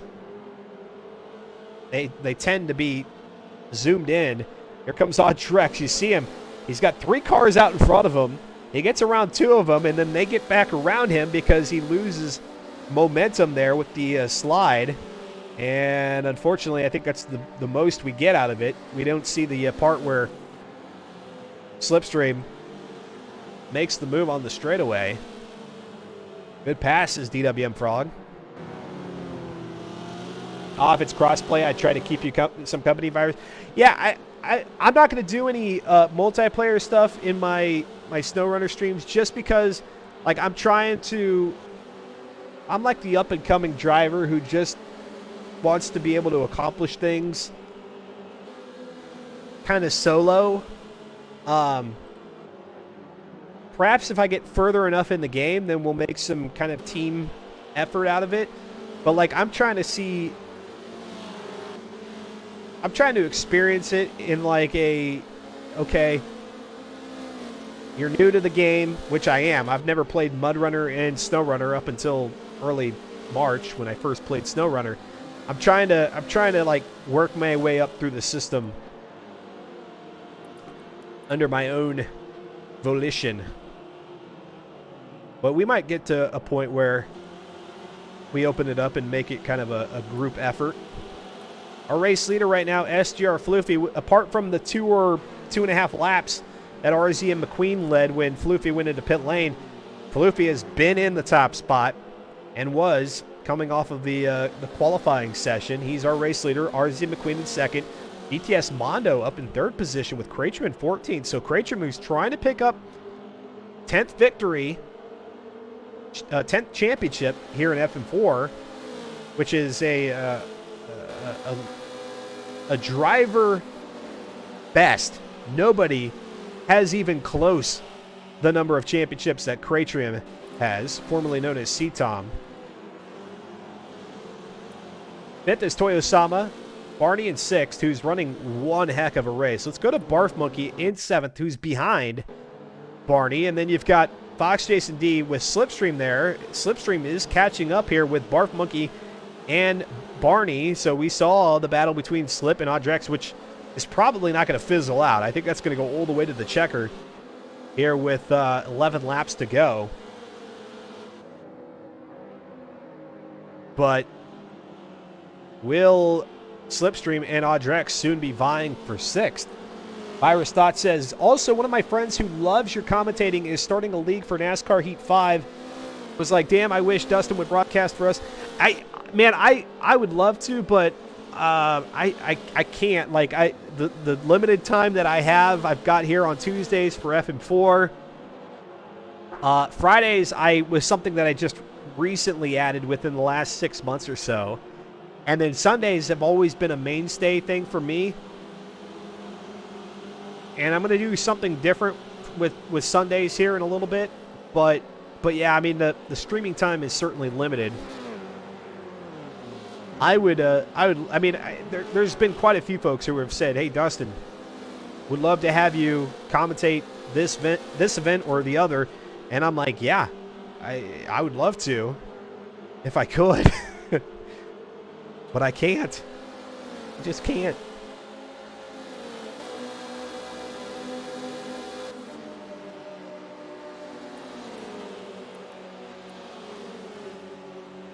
I really wish. You know who your friend should reach out to if they really get something together that that would intrigue commentators to be a part of. Who I would recommend is Frozen Toes 24. She streams here on Twitch, does a lot of NASCAR Heat and iRacing. And then she's got some other folks who help her out with that on those broadcasts whenever she is commentating. So a lot of the time she's racing herself, but for those events that she's commentating, she's got some help to do that. And like I said, if it's something that your friend can really get some interest in from other drivers, I won't speak for Frozen, but she might be interested in doing that. It wouldn't hurt to ask. Barf Monkey in 6th position with Barney now in 7th. So those two swap spots here, and Audrex, Slipstream nipping on their heels here on lap number 32 of 40. And actually, these drivers right here are on lap 31. They're just now coming up toward the start-finish line for the beginning of their lap 32. Our race leader, SGR Floofy, on the opposite end of the track. DTS Mondo is gaining ground here. Look, I mean, DTS Mondo with that clean air and Floofy. Well, actually, first McQueen in 2nd, and then Floofy. So right there, Mondo just now entering the infield straightaway. Floofy was just coming off the infield straightaway. But Mondo he's gaining ground. Let's take a look at the race stats here and see if Floofy is still our quick time. He is with a 1:49.317. So Mondo isn't coming away with the quickest time in all 32 laps that have been run, but oh my gosh, I'm messing up the interface. Hold on. Clearly, I can only do one thing at a time. You should send me her info after the race. It's Frozen Toes 24 here on Twitch. And again, I can't say that she would do it. I don't know Frozen's schedule at all, but like I said, it wouldn't hurt to ask. Frozen Toes 24. And I think that's her Twitter handle as well. Twitch and Twitter.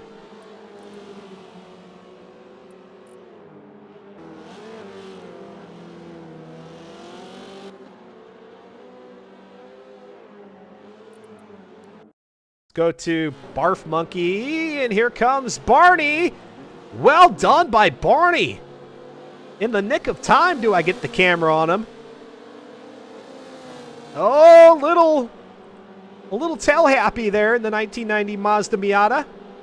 But able to recover and extend that lead there on Barf Monkey. Well done.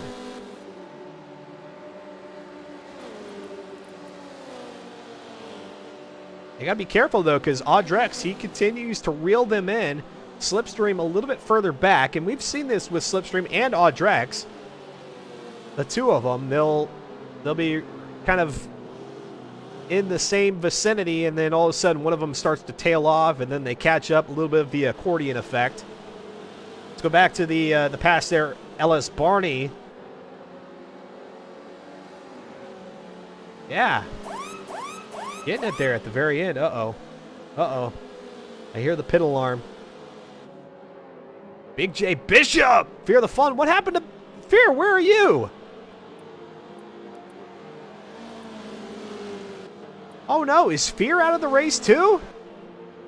Fear is out. I didn't even see that. I didn't even see that screen of death. Unfortunately, Fear the Fun,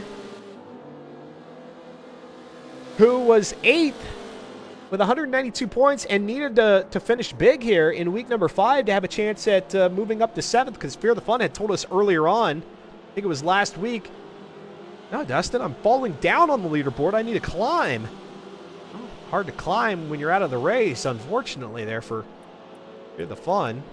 But thank you so much for the subscription there. 6 months. Late race DCs for the win. Gosh, man, you hate to see it.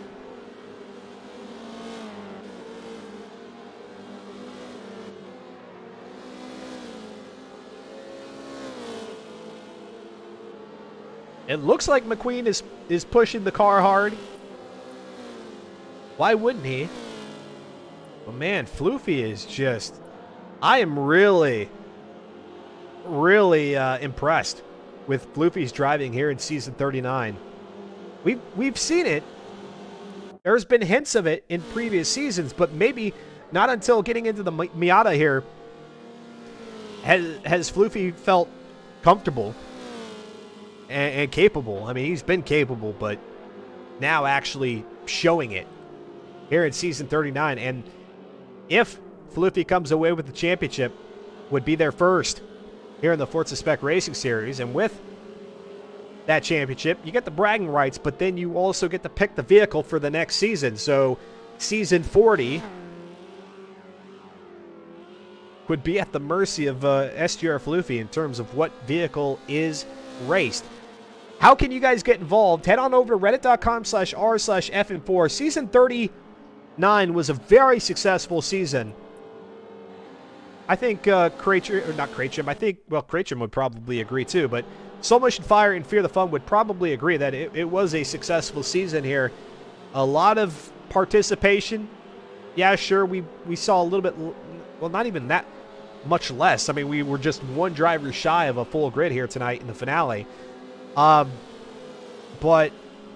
a very, a large number of drivers signed up for season 39. We've seen an assortment of drivers here in season 39. And if you want to get involved in season 40, all you have to do is race clean. Doesn't matter how fast or how slow you are. Head on over to reddit.com/r/FN4. Then what's going to happen here in the next week or so is, after our season 39 champion has decided what vehicle will be raced in season 40, then Soul Motion Fire is going to take some like very macro photography, close-ups, obscure photos of the vehicle, and all of the participants in season 40, if you're registered, get to guess what that vehicle is. If you guess correctly, you can pick the racetrack, one of the race tracks that you want to see in season 40. So maybe there's a track that you're really, really good at. Well, guess the car correctly, and then you can have a say on what one of the tracks is that that they visit. in Season 40. And that's just a cool way to get the drivers engaged before the season kicks off. And then they have some kind of prep weeks where you can get out there, test and tune. And then, I don't know, 3 or 4 weeks here from tonight, we'll be back at it, Season 40, in whatever vehicle that is. 9 races, 5 weeks. Take your top 4 weeks worth of points. That's your championship total. And if you win the championship in Season 40, you get to pick the Season 41 vehicle. It's just that easy, right? No, it's not, but it's a lot of fun.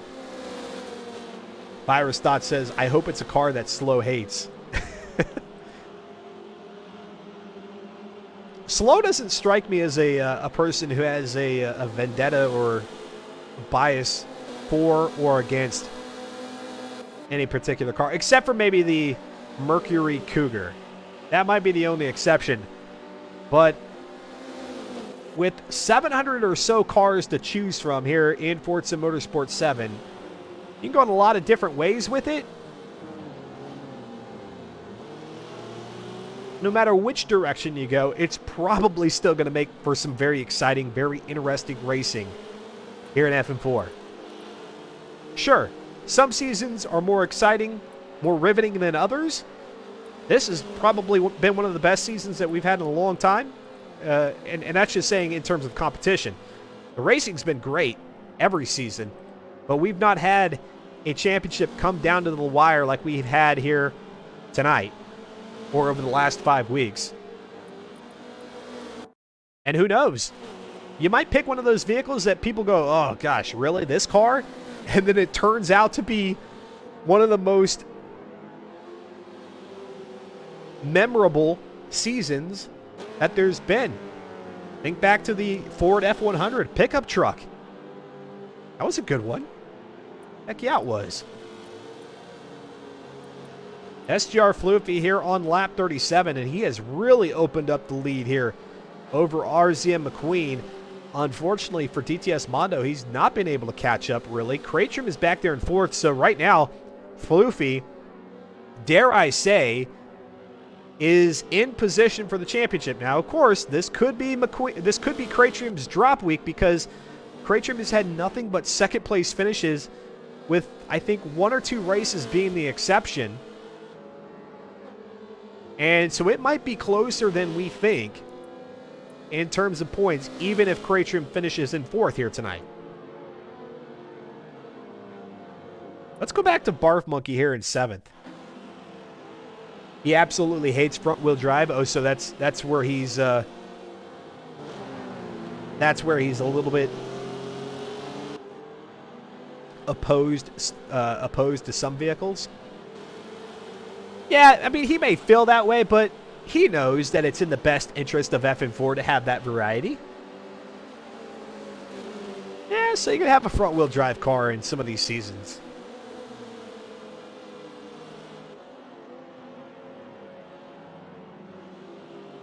I mean, with only 3 different drivetrains to work with, they can't be all-wheel drive and rear-wheel drive all the time. I mean, they could. Takes a little bit of the variety out of it, don't it? Lap number 38 here now for Floofy. 2 3/4 laps remaining for our race leader. We're going to keep it here with Barf Monkey. The battle for 6th, 7th, 8th has been something worth watching. And for the most part, that's been Barney, Barf Monkey, Odd Drex, and Slipstream. Don't jinx Floofy. I think he's okay. I think he's good.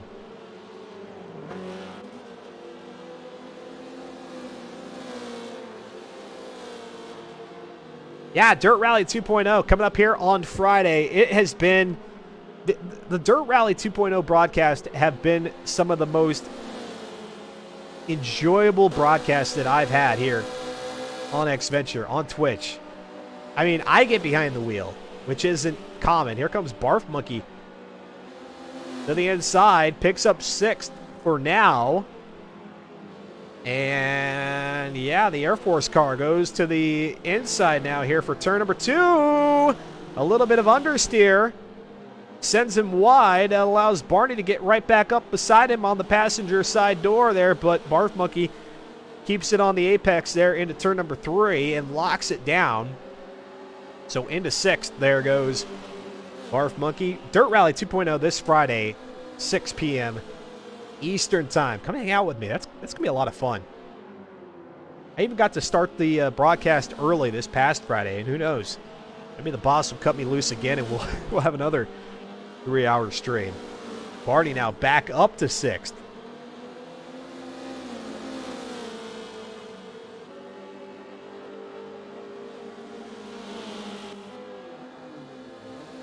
When will you see what I've got as a racer in FM4? See now, I mean it's an interesting proposition, but then it doesn't allow you to see all the racing, right? That's the biggest thing. And really, I don't want to. As fun as I would probably have, as much fun as I would probably have racing in FM4, I just don't want to take away the ability for you all as the viewers to see the action, to see who's winning, who's leading the race. You'll be stuck on my camera for the entirety if I jump into the fray. You guys don't want that. That was the Forza Motorsport 5 days. When I started streaming, really, I built up the followership here on Twitch in my Forza Motorsport 5 days. You guys might be wondering, oh gosh, how does this guy have 2.5 followers? We see an average of maybe 20 viewers in here a broadcast. It all happened very early on in the era of Twitch. I didn't keep my momentum going, and I couldn't. I had life events that kept me from streaming continuously, but I started out broadcasting with me racing here in Forza Motorsport 5. It would be a bad idea for me to go back. SGR Floofy crosses the line. He gets the white flag. 1 to go here in the 9th and final race of season 39. Can he cap it off with a win and quite likely pick up the championship? Again, barring whatever the math says. Once Slow Motion Fire factors in those drop weeks, I think Floofy's going to be okay there. And it would be their first championship after about 3 or 4 seasons of competing, getting the win. And in this crowd, Arzia McQueen, Cratrium, DTS Mondo, Toyosama. That was no easy task. No siree. Out onto the infield straightaway for the final time. Makes the charge in what seems to be a fairly well-kept car, too. I mean, a few scrapes that I think were picked up early on in the race. And since has been pretty much like a hot lapping session here for Floofy. Went into pit lane at seemingly the right time. Avoided traffic. And now here he comes. Into the final left. Right, left. For the checkered flag. SGR Floofy is going to get the win here at the Indianapolis Grand Prix. Will it be good enough for the Season 39 Championship? Stay tuned. Arzia McQueen will pick up second. DTS Mondo in third. Cratrim is back there uncontested for fourth. Toyosama in fifth. Barf Monkey in sixth. Let's go back to this one. This has been legitimately the best battle out on the track here. This one for 6th, 7th, and 8th. And Barney is right there. Barney trying to climb up the leaderboard a little bit. 7th right now, 198 points. I don't think he can climb. I don't think he can get a leg up on Odd Drex there on the overall leaderboard, but who knows? Possible. Out of the horseshoe. And now going to go side by side here with Barf Monkey. A little bit of a switcheroo here. Barf Monkey gets tagged there on the backside.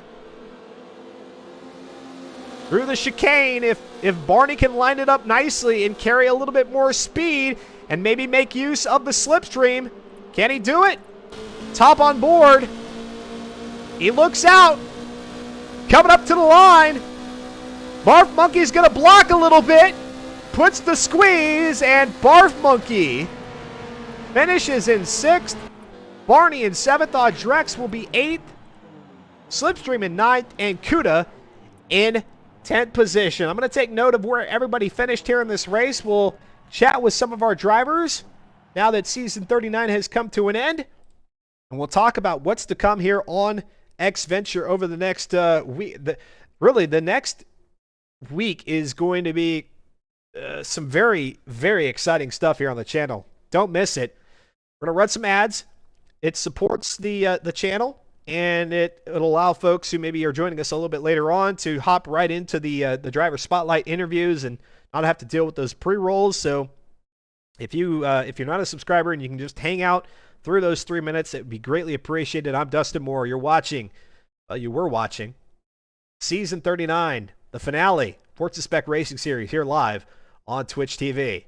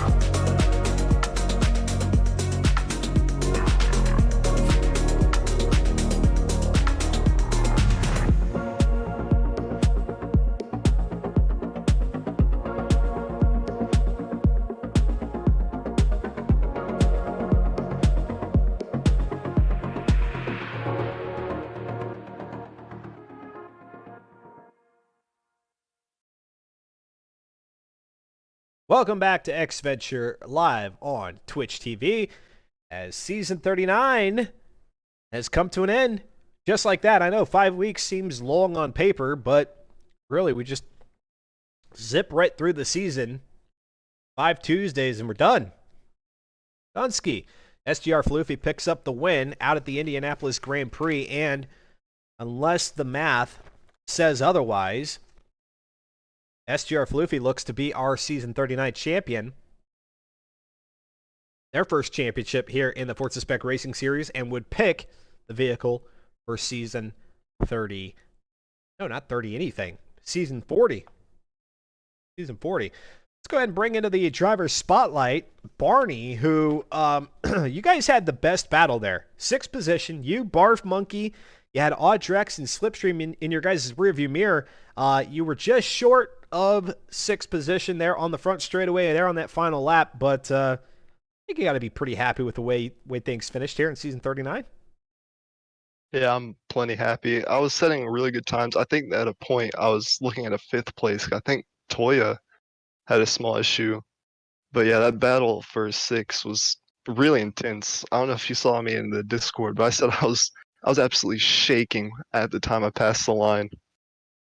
Yeah, I think you were because, well, I mean, we know you were just based on what we were seeing. I hopped onto your hood view there as you were making the run on Barf Monkey. I thought maybe you had enough momentum there coming out of the chicane that you'd be able to pull it off, but Barf Monkey was able to hold on to it and put the squeeze on you a little bit there.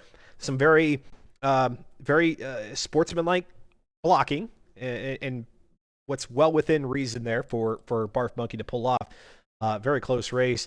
What about pit strategy? Did you guys go in same time or different times? What was that like for you guys? Well, I was a bit worried because Barf Monkey he pit like way towards like the first quarter of the race, and I was worried that he was gonna just undercut me and pass me through the pits. But once I came to the pit stall, I had a 5-second gap on him. I was like, oh, I've easily got sixth place. Turns out it wasn't so easy. Yeah. Yeah. What may have changed things up for you a little bit there on the back half? Was it just dealing with back markers, or was there a little bit of fatigue, like you just starting to lose pace a little bit, or what? I think back markers is a big part because a few corners, I lost a bunch of speed, like the sector one, whereas there's like that long S section. I was just finding back markers there just constantly, and it just cost me so much time that he would just catch me up by like seconds each lap every time I did back mark in the way. Gotcha. But part of it was just me just losing concentration throughout the race. I noticed like even without back markers, I was a second off my best lap at the time.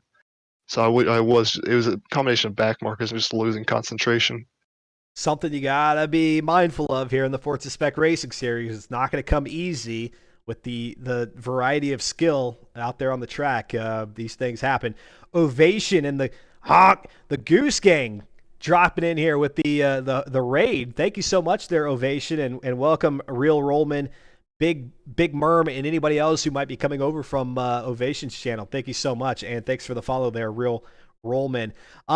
Man, here we are at 8:41 Central Time. I feel like we got cheated out of a few extra laps of racing. Would you have loved to see this one go on? I mean, obviously with the battle that you had with Barf Monkey there, but maybe 5-10 more laps, huh? Oh, at least one more lap, at least. If there was one more lap, I think I could have gotten him and held it off.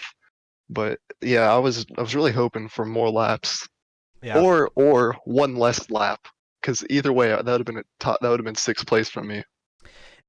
This is probably not a great question for you because, yes, as we're saying here, this was really the premier battle out on the track. But are you kind of surprised at how spread out things got very early on in that race? A little bit, yes, but at the same time, no. I think there was a few problems. Like I think Modern said his kid turned his TV off, so he ended up flying off track.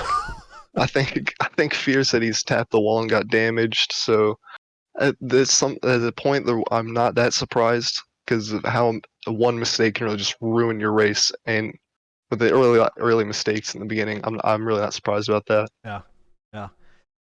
Talking with LS Barney here in the driver's spotlight, finishing in sixth, out behind by quite a ways. Well, actually, no, I take it back. Behind Barf Monkey, but then quite a ways back from Toyosama. Toyosama, I believe, showing up here in season 39, really showing some strong pace.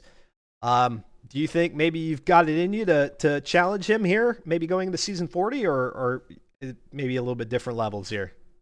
I think it really depends on the car because I Yeah. think he joined for the Enduro for last season in the Ferraris, and I was Okay. on good pace. I was like close pace with him.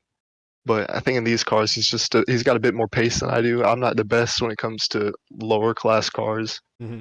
So I think when it comes, it's going to come down to the car, depending on what floof he chooses. All right. So then here comes the low hanging fruit for me as the interviewer, where I could just simply say, "All right, Barney, tell us what vehicle do you want to be sitting in season 40? What are you going to be most comfortable driving?" Um, I I'm not sure if it'd be what I'd be the fastest in, but one car I'd like to see is the 2017 Camaro, the ZL1, Hmm. because I've been driving that in the A class like pub lobbies, and it's not the fastest, but it feels really good to drive. So that's kind of what I'm hoping for. And I propose that horsepower on street tires. Let's make it real interesting. That would make it very interesting. I think I'm on the stock tire compound with the one build I have, so it does make it very interesting. We haven't had tire degradation really play a factor in any of these races from what I can remember. I mean, I think I've covered maybe, gosh, what am I up to? Close to 20 seasons now that I've covered, and I don't recall any one season being affected by tire wear. So that would be a change up. Well, Um, the Scirocco's, they were really affected by tire were wear. I they? think one of the at Lime Rock, I think Huracan ended up losing first position because his tires just gave out, and it gave AMS from the win that season. Was that in all-wheel drive? I'm trying to remember what the Yeah, drivetrain. that was front wheel It drive. was That's front why it wheel. was just struggled so much on tires. Yeah. Okay. All righty. Well, there you go. Ellis Barney here in the driver's spotlight telling Floofy, hey, wink, wink, nudge, nudge. Let's get some Camaro action going. That would be pretty interesting to see. LS Barney, always great seeing you out there on the track. Any shout outs to the LS team or just anybody in general here tonight? Definitely shout out to Barf Monkey for that really interesting Yeah. race. He he gave me some good battles throughout the season, I'm pretty sure. So hopefully we can carry it on to next season. Carry on into next season. And then do you have anything else coming up? Are you in any Torah events or where else might people find Barney racing here these days? I do a lot of RBHM series. I do a lot of obviously RFM4. I do Yeah. Torah, and I do a league hosted by Chaos Fox, SGR Chaos Fox, Mm-hmm. called GRL, which I'll be competing in this next season. So you can find me in any of those places.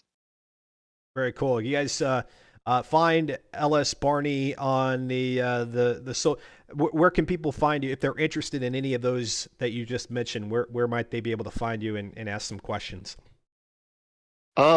You can find me like me personally or like the Discords. Either personally, if they want to go to you direct, or if you have like, I'm guessing maybe the leagues themselves have discords that people could search for. Is that what you're saying? Yeah, you can find any of the league's Discords, or you can find any of the league's Discords, any of the Twitters. Okay. For GRL, I'd suggest asking SGR Chaos Box, and if Yeah. you want to ask me directly, you can come to my Twitch channel or my Twitter. Any of those places would work. There you go. You guys find what is it here on Twitch? What's the handle? It's same as my gamer tag LS Barney, and There you it's the go. same for Twitter too. There you guys go. You guys, not only I love it when our viewers can not only support this broadcast, but then those of the participants. Sometimes they're streaming during the race, so you could see the race from their vantage point. But then also any of the other content and streams that they may put together that are outside of Tuesdays. Because really, I only broadcast 3 days of the week, so go find yourselves some awesome content by any of the racers here and the other stuff that they're doing, and support them that way. LS Barney. Awesome work out there tonight. You were very, very close there to that sixth place finish, and look forward to seeing you in season 40. Yeah, me too. All righty, and let's see here. I'm going to. I haven't seen an official statement from Slow Motion Fire, so I'll say this is an unofficial announcement. Our winner out here at the Indianapolis Grand Prix for season 39, race number 9, and who I believe to be the season 39 champion, SGR Floofy. Well done. Thank you. Thank you very much. How not easy was that to accomplish with the likes of Arzia McQueen, Cratrium, who you were just you guys were flip flopping on the leaderboard all throughout the season. And then of course you've got DTS Mondo who's in the mix, trying to throw a wrench in the plans. There was some very, very hefty competition here in this season, and you managed to come out on top.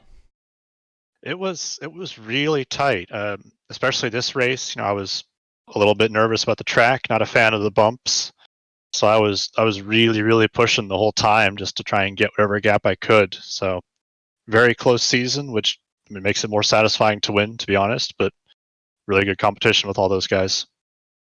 Why you get pole here during qualifying, and you managed to do so on your third and final qualifying lap, shaving 0.03 of a second off from RZ and McQueen's time to get pole. And apart from your pit stop, you were out in front. What do you attribute that to? Were you just really confident in the car and the track combination here tonight, or I don't know, was it happenstance that because you were on pole and you were able to pull away that you just were uncontested? I mean, how? I'm not sure. A part of it, we got a very favorable skybox, I think, for the race. So the car felt just a little bit more planted than in qualifying. Yeah. But my first, I think, 5 or 6 laps were all half a second faster than my qualifying time. I managed to get a few really good laps in really early, and that got me a comfortable gap, so I wasn't too stressed after that. I still had to push, but it gave me enough to not be really nervous about a single little mistake. I chuckle because not only were you able to come away with the pole position off of qualifying, but then you did yourself better during the race, basically turning it into a hot lap session, a glorified hot lapping session, squeaking out a 149. So, I mean, you were just tearing up the asphalt out there. Well, that's something I like doing. I'm a fan of endurance races, FM4 and other ones. I like just getting into my own headspace and turning laps. It's what I'm good at.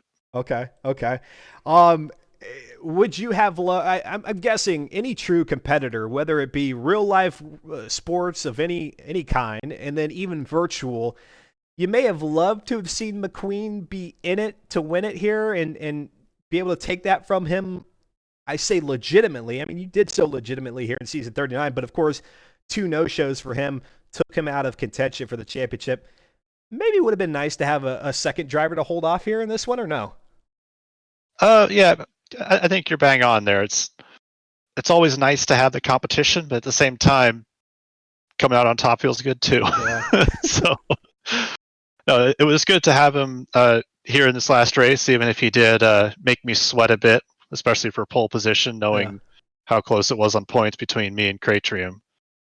Shame you couldn't make more, but yeah. Well, speaking of that, that's a good segue. As soon as you saw Cratrium, he qualified there in row number 3. Did that kind of help take a little bit of the pressure off, like when you saw Cratrium's finishing position in qualifying, or does that not affect your thoughts about the race at all? Not too much, but that's just because he had been so consistent through the season that his drop week would still give him points for second place effectively. So I had to win or get second, regardless of where he was. Mm-hmm. So it didn't change my aims too much, although it was a little relaxing. Okay. Talking with SGR Floofy, again, I haven't seen it officially from Slow Motion Fire, but I'm very much assuming that SGR Floofy is our Season 39 champion, and this would be your first championship in the Forza Spec Racing Series. What has it been? Maybe 3.5 seasons that you've been running here?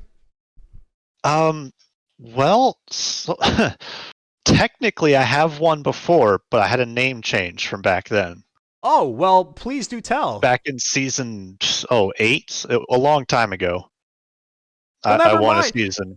And then I stepped away from the series for quite a while, and then only recently came back. So, and I think Slow Motion Fire had told me this before. I don't know that it came with the caveat of, oh, by the way, he won a championship once before. Do you remember what vehicle it was in? I want to say the Alfa Romeo 4C. Oh, maybe. Now that's a handful, yeah. Oh, the build for that season, it was like a little go-kart. Okay. very interesting. That probably speaks a lot to my tuning ability or inability that a 4C just completely goes right over my head in terms of keeping it on the track. Well, it's very build dependent. You get skinny little rear tires that'll slide around. If you don't, it can be a grip machine. It varies a lot with Forza and the way you can build cars up. Slow Motion Fire telling me that in the pit lane, our Twitch chat here, it was season 13, which was your first championship in the Alpha 4C. So he confirmed the car, season 13.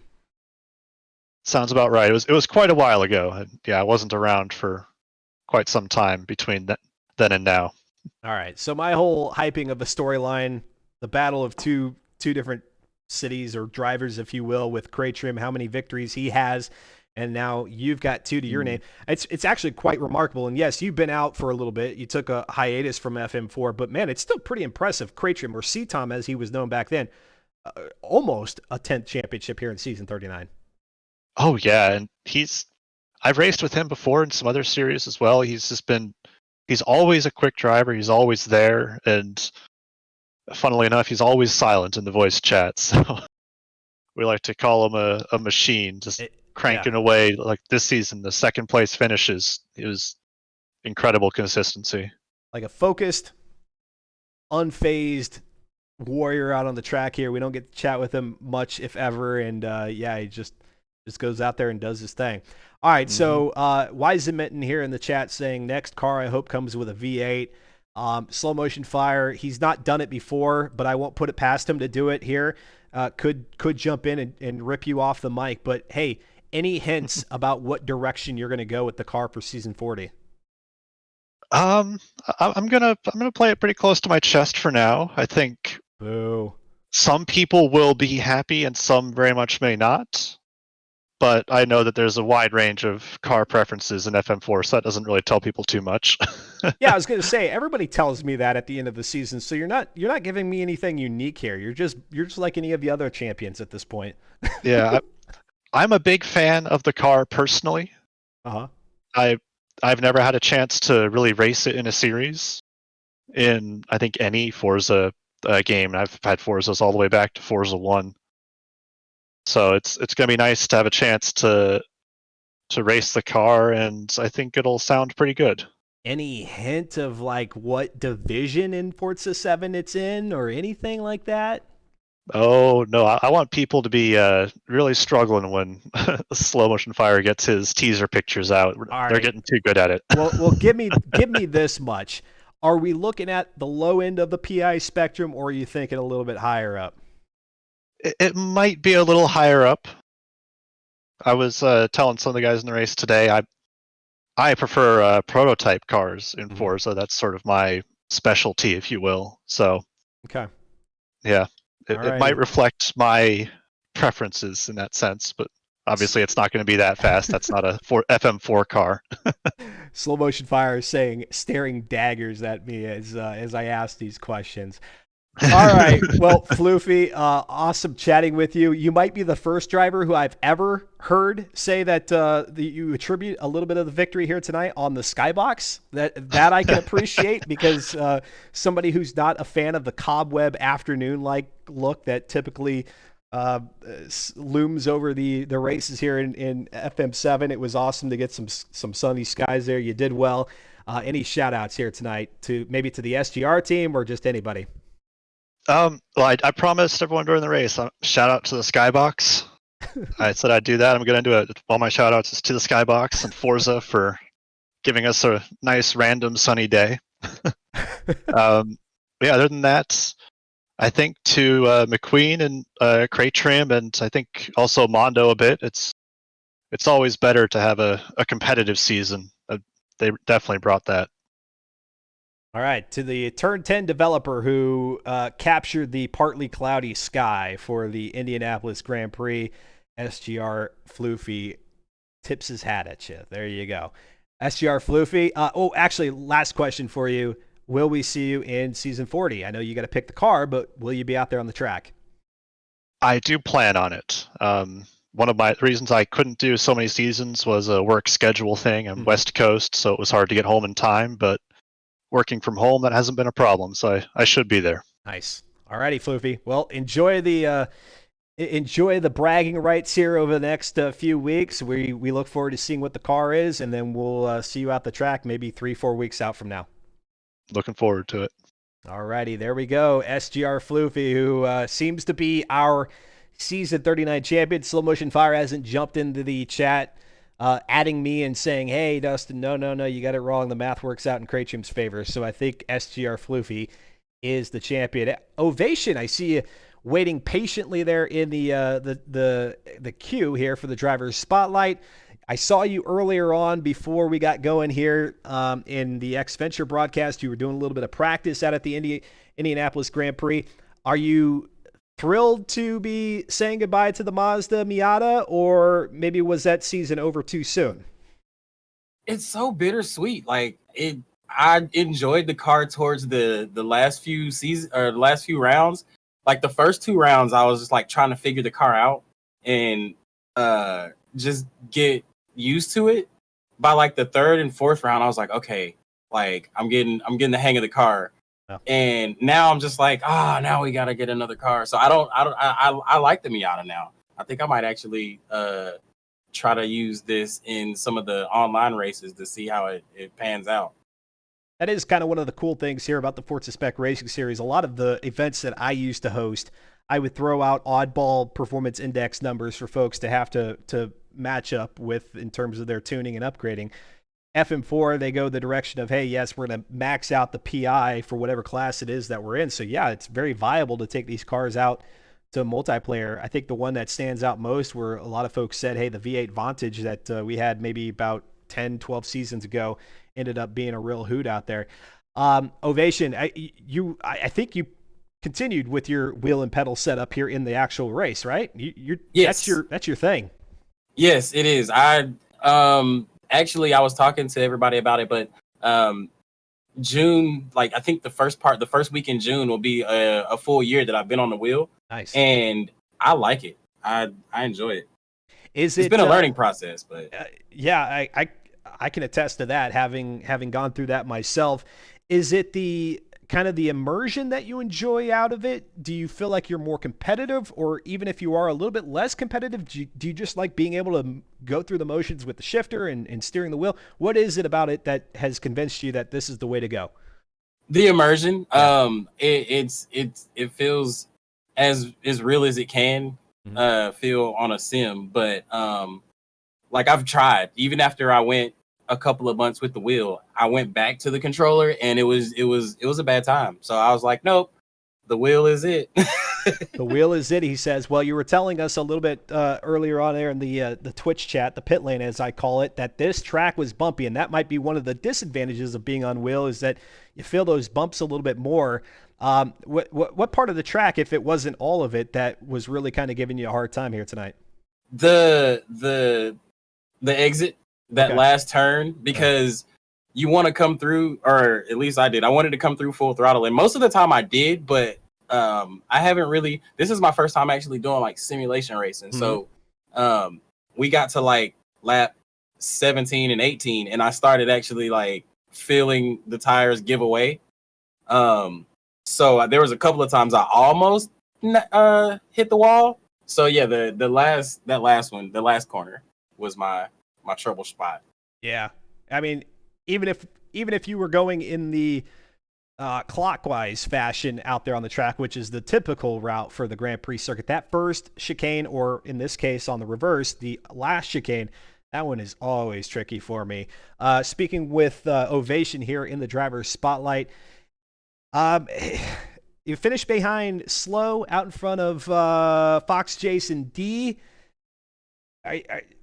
Did you feel like maybe you had a few more spots that you could gain if there were a few more laps there, or were you pretty comfortably set there in 13th position? I think I was pretty comfortably set, because even in 13th, me, Fox, Wise in at one point. Yeah. It was that middle pack. We were right there together for a good minute, but once pit strategy started taking into effect, we started kind of breaking up. But right there at the end, it seems like right there at the end of the races, usually me and Fox are like right there battling for that last position. Fox Jason D, I mean, he has really shown a lot of improvement over the seasons, and so I suspect you continue on like much of the drivers who join here in FM4 continue to see improvements and be that much more competitive. And before we know it, we'll be saying, "Hey, going for the top 10," which you're not far from. So, awesome work here through this part of the season. I'm guessing if you're able to participate in season 40, you will. What kind of car are you hoping for? I don't know. I like I'm not necessarily a V8 person like Wizen. Yeah. But I'm excited to see what the car is gonna be. If it was like I like rear wheel drive cars. Yeah. So as long as it's rear wheel drive, I'm cool. Wiseman there in the chat dropping the Ovation Skyline. Is Skyline one of the cars that are kind of something of interest to you? Yeah, the old the old like the R32 is Yeah. my favorite. And then the supers, which I don't have supers in Forza Motorsport, I don't think. But the Skylines are pretty fun to drive too, even the older one. Yeah. Thanks a lot, Toyota, for not allowing any of the Toyotas, the street cars in Forza Motorsport 7. We anticipate that changing with the next Forza Motorsport title. You said that you're relatively new to the simulation racing scene. What would you like to see kind of either changed or different or improved in the next Forza Motorsport title if maybe we've got a Turn 10 developer happening to listen in on us here? Oh my goodness. Where do I start? Oh, you got a list. Yeah. Well, let's think more strategy wise. Like if there was something that made it that much more kind of immersive for you, what would you like to see different about the car in terms of planning for strategy? Probably pit strategy. Yeah. Yep. Because if you don't necessarily, if there's nothing wrong with your car, you don't really need to do anything but top off and keep moving, or at least get tires. But yeah, pit strategies probably.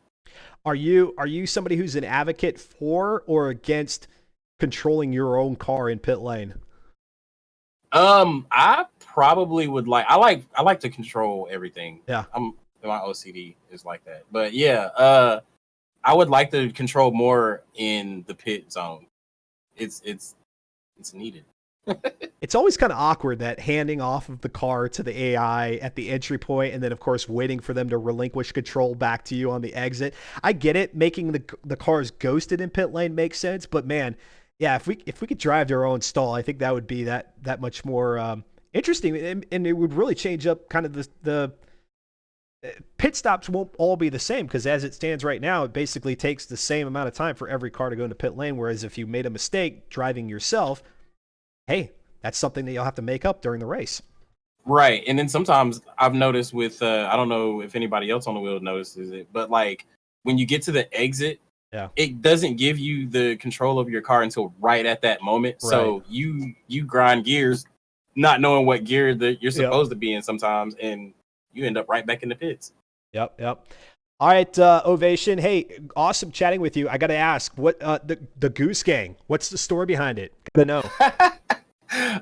So when I first started streaming, I was really obsessed with the Untitled Goose Game. Okay. And yeah, it became a thing. So that's where it spawned from. My daughter, she's a fan of the Untitled Goose Game. She loves it. She doesn't make great progress, but hey, I opened up the world for her. Now she can just go wherever she wants. It's a pretty fun game. It is a pretty fun one. They dropped it off of Game Pass, I think, which is unfortunate because that's how we played it was through Game Pass. Same. I just found this out. Did you? Yep. I don't get it. It seemed like a perfect game for Game Pass. I don't know.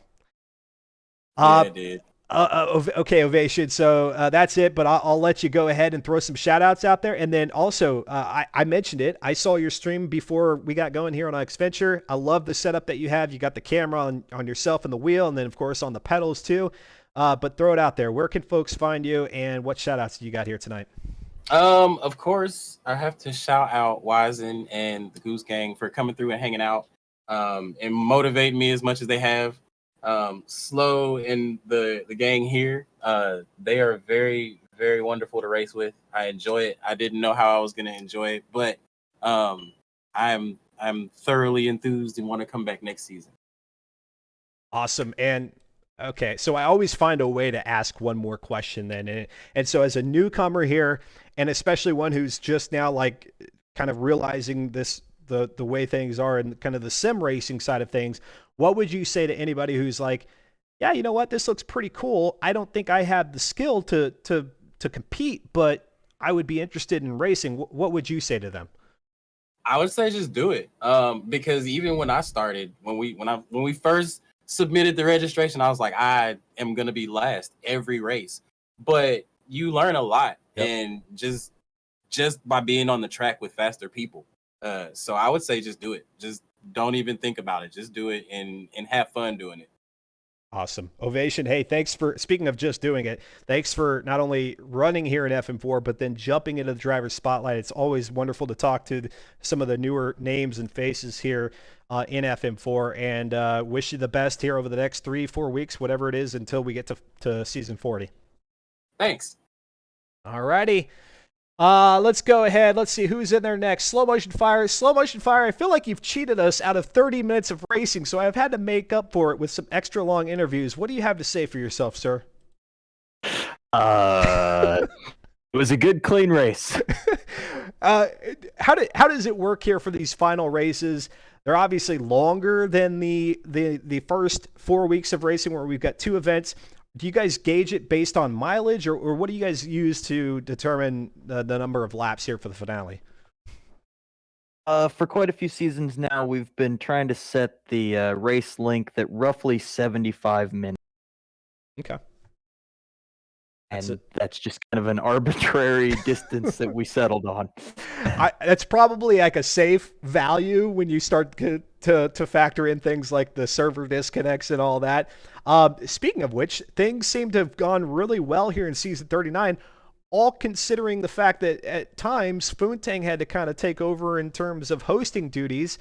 You guys didn't have that luxury here tonight, as Foontang was not out on the track, but it looked like things held together relatively well, with maybe the exception of 1 or 2 drivers disconnecting. Yeah, I believe there was only one driver this race that actually got disconnected from a disconnect. Yeah. I think the other ones crashed out of the race and couldn't make it back around to the pits. Okay. So the servers have been holding in there, and yeah, we got super lucky there during the outage that Boone was able to host our events and keep the schedule running.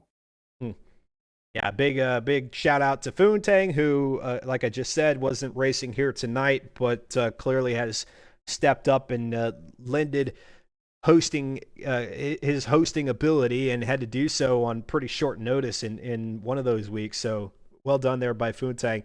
All right, Slow Motion Fire, let me ask you about your racing. You finished here 12th behind Modern Weapon. You had the newcomer Ovation behind you. What do you make of Ovation? He's doing pretty good. He's clearly done some racing before. I think he does a lot in Horizon 4, and both him and Wizen had a pretty good showing tonight. I think Wizen had a few mistakes there at the end that dropped him back a little bit, but they've both been doing really well. And finishing at 12th for yourself is not half bad. And you had Modern out in front of you, Kuda93, who finished in 10th. Had you have given yourself a few more laps and gone beyond that 75-minute mark, would you have been vying for 11th or 10th, or no? Oh, this race was just holding on. I don't know this track very well, and there was quite a few drivers in the field tonight that did not know this track very well, and we were struggling. We were waiting for this race to be over. Well, that's never good. This was the it was a race of survival. This was one of the more interesting season finales that we've had in some times, and you guys were just waiting for it to be over. Granted, a little bit later on. I'm sure you weren't waiting for it to be over at the beginning of the race, but a little bit later on. Gosh, it was just one of those seasons that I don't know that we could have had a better showing up front in the top 4, top 5 drivers, And then tonight's race was just another example from 6th on back to 10th of how competitive mid-pack is. And then even the back of the pack, you've got drivers who are finishing in positions that they haven't finished in all throughout the season. So it's not like folks are constantly finding themselves at the back of the pack. It's been a shuffle. Very, very competitive this season. A lot of folks who were interested and got involved. Do you expect that to carry over into season 40? I believe so. We've already seen quite a bit of people interested in season 40. So we're real happy how this season has gone. I mean, this has by far been the best average turnout we've had over the season. So it was awesome to see late week full lobbies. I think that's a first for us. So hope to keep this rolling. Yeah, there were multiple instances there, like, as you mentioned, of the lobbies completely filled, and were so all the way to the end of the race too, which was awesome to see. Talking with Slow Motion Fire here in the driver's spotlight, who puts things together here at FM4 on Tuesdays through the racing season, and then during the off season. Do you have a date that you're eyeing for the start of season 40? I know I usually ask you this off stream, but I might as well just do it here on stream. Yeah, I'm kind of trying to look at a calendar now. It should be roughly around the 4th. Okay. And we'll get started with the next season. We'll get a schedule put up here in the next day or so that'll have the official dates, everything. We'll have a few off-season events going on, and then we'll get started with season 40. Yeah, so pretty much the typical 3-week off season, and then rolling into season 40, which gives everybody plenty of time to consider whether or not they want to participate. And then once Slow Motion Fire posts the details, then make sure you get your self-signed up if you want to participate. And then we'd love to see you out here on the track. It would have been awesome to have 23 drivers all throughout season 39, but man, it was a great showing considering how old this game is here. Forza Motorsport 7. Slow Motion Fire, as we look ahead, Forza Motorsport, the next game, and we got a little bit of a hint from Turn 10 Studios that we might see some of that gameplay, or at least maybe a few folks will be seeing some gameplay here sooner rather than later. Is the FM4 crew like excited and ready to go for a new title to start playing in, or are you guys pretty content with all the cars and tracks that you have here in FM7? No, I think we're all pretty excited to see some fresh tracks. Yeah, we've got more than enough cars in Forza 7 that we're working through, but the tracks are what people are really wanting. It's really remarkable when you think about it. You guys have been going for so long here, almost 40 seasons, dating back to the Forza Motorsport 4 days, and yet that it's only been 40 seasons means you've touched fewer than 10% of the cars in any one of these games. Earlier, LS Barney was saying, hey, hope to see maybe a Camaro as the car of choice. And then I threw out there, run those Camaros on sport tire, or maybe just the stock tires, street tires. Might, depending on Floofy's pick, we see something a little bit interesting in terms of the build, or do you kind of leave that up to the champion to help decide? Beer League, Dustin. We haven't even thought about the build yet. We'll do that like a week before we go racing. I know, but you know, you guys already kind of have like this. Hey, you know what? We've put these cars on some pretty reliable compounds over the seasons. Maybe we throw a wrench into everybody's plans here and have us slipping and sliding. Or are you guys trying to keep the race relatively clean and I guess manageable for everybody? We just we get together and we drive the car and we just kind of build a tune that we think is going to race well in a pack is our ultimate goal. And we'll try and keep features of the car kind of how they start. So not so crazy modified with it to the point that it's no longer the car it started as. I'm making myself clear there. I mean, that's a very responsible league owner response. That's the canned response that I would expect. Here is my proposition. You guys consider yourself a beer league. Get together, you, Fear, the champion, and whoever else is your closest confidants here in organizing things. You guys most certainly then throw a few back, being that it is a beer league, and then base the builds on that. And by a few, I mean enough to the point where you guys aren't seeing the road straight, and let's really get something interesting going here for season 40. We always have to test each car. We've had this dream of being able to run drag tires and force multiple pit stops, but they're just Forza 7. They get used up way too fast. Okay, so let me throw out this idea then, and I know you kind of solicit any sort of ideas from me in between the seasons, and most of the time I say, yeah, I've got nothing for you. Everything's going pretty smoothly. But hey, we've seen oval racing maybe the last 2, maybe even the last 3 or 4 seasons. What about something different with the oval, since it is just turning left out there? And yes, I know it's a lot more. There's a lot more strategy involved than just turning left, but maybe on the oval races themselves does require one stop. Fear would very much be behind that, but okay. I'm always a fan of let's see what you can do on your own strategy.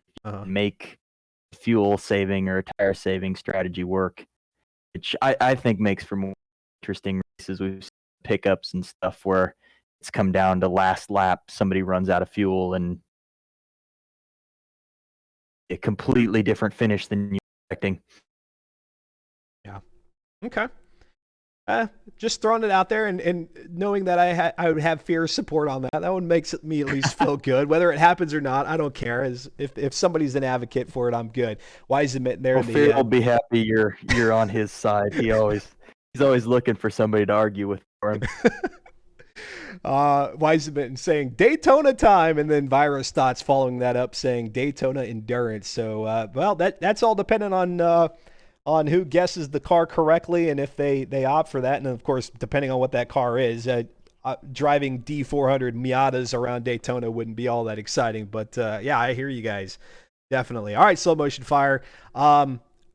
Here, let's just say that this is the first, not annual, but the first time that you were to maybe award most impressive driver out there. We had SGR Floofy picking up his 2nd championship here, season 39. But if there was one driver you're like, oh my gosh, that's one heck of a turnaround, or they've shown significant improvement over the seasons, who might come to mind for you? Oh, you're putting me on the spot with that. I got to try and think who finished where this season. I'll help you out here. Kind of picked up. Kuda was good in this car. Slim had an impressive showing some of the weeks he was here. I know he missed a week for work. He had some good average finishes. He was quick in this car. He was really quick in rivals. Mm-hmm. Ended up chasing his time quite a bit in the rivals. And as far as most improved, I would say Fox, Jason D, had pretty good showing in the car as well over last season. His average finishes moved up quite a bit. Mm-hmm. Somebody we didn't see out here tonight, Born as Ghost, was 16th overall on the leaderboard, just behind Fox, Jason D. That's another one that kind of stands out to me. And then Slim Jim was celebrating earlier his appearance on the overall leaderboard, had 75 points, and unfortunately got disconnected or departed this race early out here at the Indianapolis Grand Prix. All right, Slow Motion Fire. Well, you guys do your thing here in the off season. I'll do mine. I look forward to season 40. Anything you'd like to say to close us out here tonight? We're trying to organize a special kind of one-off event for the off season. So that should be a little different than what we normally do during the gap week. So keep an eye out for that event. Alrighty. Reddit.com/r/FM4. That's where you want to be to keep up to date, up to speed on all things happening with FM4, whether it be the spec series or the special events like Slow Motion Fire just mentioned. Always a blast. I'm already ready to go for season 40. I haven't lost any interest whatsoever. Slow, appreciate you giving me the opportunity to continue to broadcast these events, and bring on May 4th or whatever day it is that we'll be starting the next season. All right, sounds good. We appreciate all you do for us with these broadcasts, Dustin. You make us look professional. Well, I mean, I don't know about that. I've just I just toggle some buttons and put some graphic things together, and boom, we've got a broadcast. So Appreciate it, Slow, and yeah, definitely looking forward to season 40. I don't want to leave without chatting with another driver in our driver spotlight here as we get ready to close out the broadcast. But Virus Thoughts, Virus, What's you're up? very active in the Twitch chat there, so you're always it's always lovely to see your contributions there. But then you're out there on the track. Unfortunately, things just not going your way here tonight. But hey, Yeah. that's okay because now that the season's over, they can wipe the points and you can look forward to season 40, right? Oh yeah. I mean, either way, this season I did much better than I did last, and I'm honestly happy with that. Was yours a legit disconnect, or I think you had mentioned in the chat there during the race that you Yeah. just you bowed out, right? Yep. I clipped the grass going into the back straight and spun the car right into the wall, and it was just impossible for me to drive. So I just said, "Well, I'm not gonna risk getting other drivers caught up in it," and I just disconnected. We love, I say we, I mean me, always love to see a kind of a underdog story of like limping it back toward the pit lane and then you get back out on the track with a freshened up car and you grab a few spots and make the most of it. But no, I completely understand jumping out and saying, hey, I don't want to collect anybody.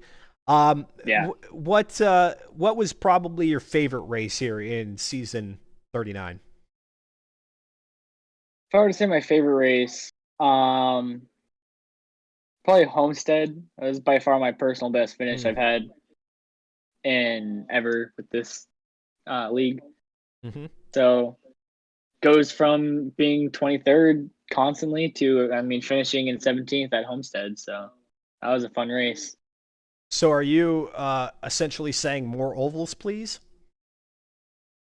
I don't know. I feel like it was fun with the Miata.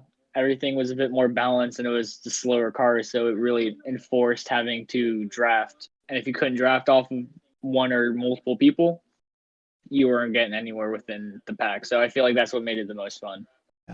Yeah. Let's see. Well, I can't tell because of the DNF here tonight, but for the part that you were racing out here at Indianapolis, who were you kind of having a good battle with, if anybody? Slim Jim for sure. Yeah. We ended up going back and forth. I'd catch him at the beginning part of the track after finish line, and then he'd catch me at the back half. Okay. Well, maybe we'll see that that battle continue. Both of you getting out of this race early here tonight, and I know Slim Jim, he would have rather have finished because he was pretty excited about his 17th place appearance, actually 18th place appearance on the standings heading into the finale. But yeah, again, same for Slim Jim. Yeah. Wipe the slate clean. Everybody roll out to season 40. What I don't know whether it be the performance index class that you want to share with us, or maybe a specific model. Where are you hoping Floofy's taking things for the next season? Honestly, I want to do something that's a bit just challenging in general to drive, something where it's unique and it'll give really good racing. Is part of the challenge not only a car, but then something that you would have to maybe do a little bit of tinkering with in terms of tuning, or are you not looking for that kind of involvement, but more so just kind of a challenging car? More just a challenging car. Either way, when it comes to tuning, it's going to be challenging either way for me. Yeah. But if it's a challenging car where it's going to give a pain to get around the track, I feel like that would be a lot of fun and give at least some really good racing.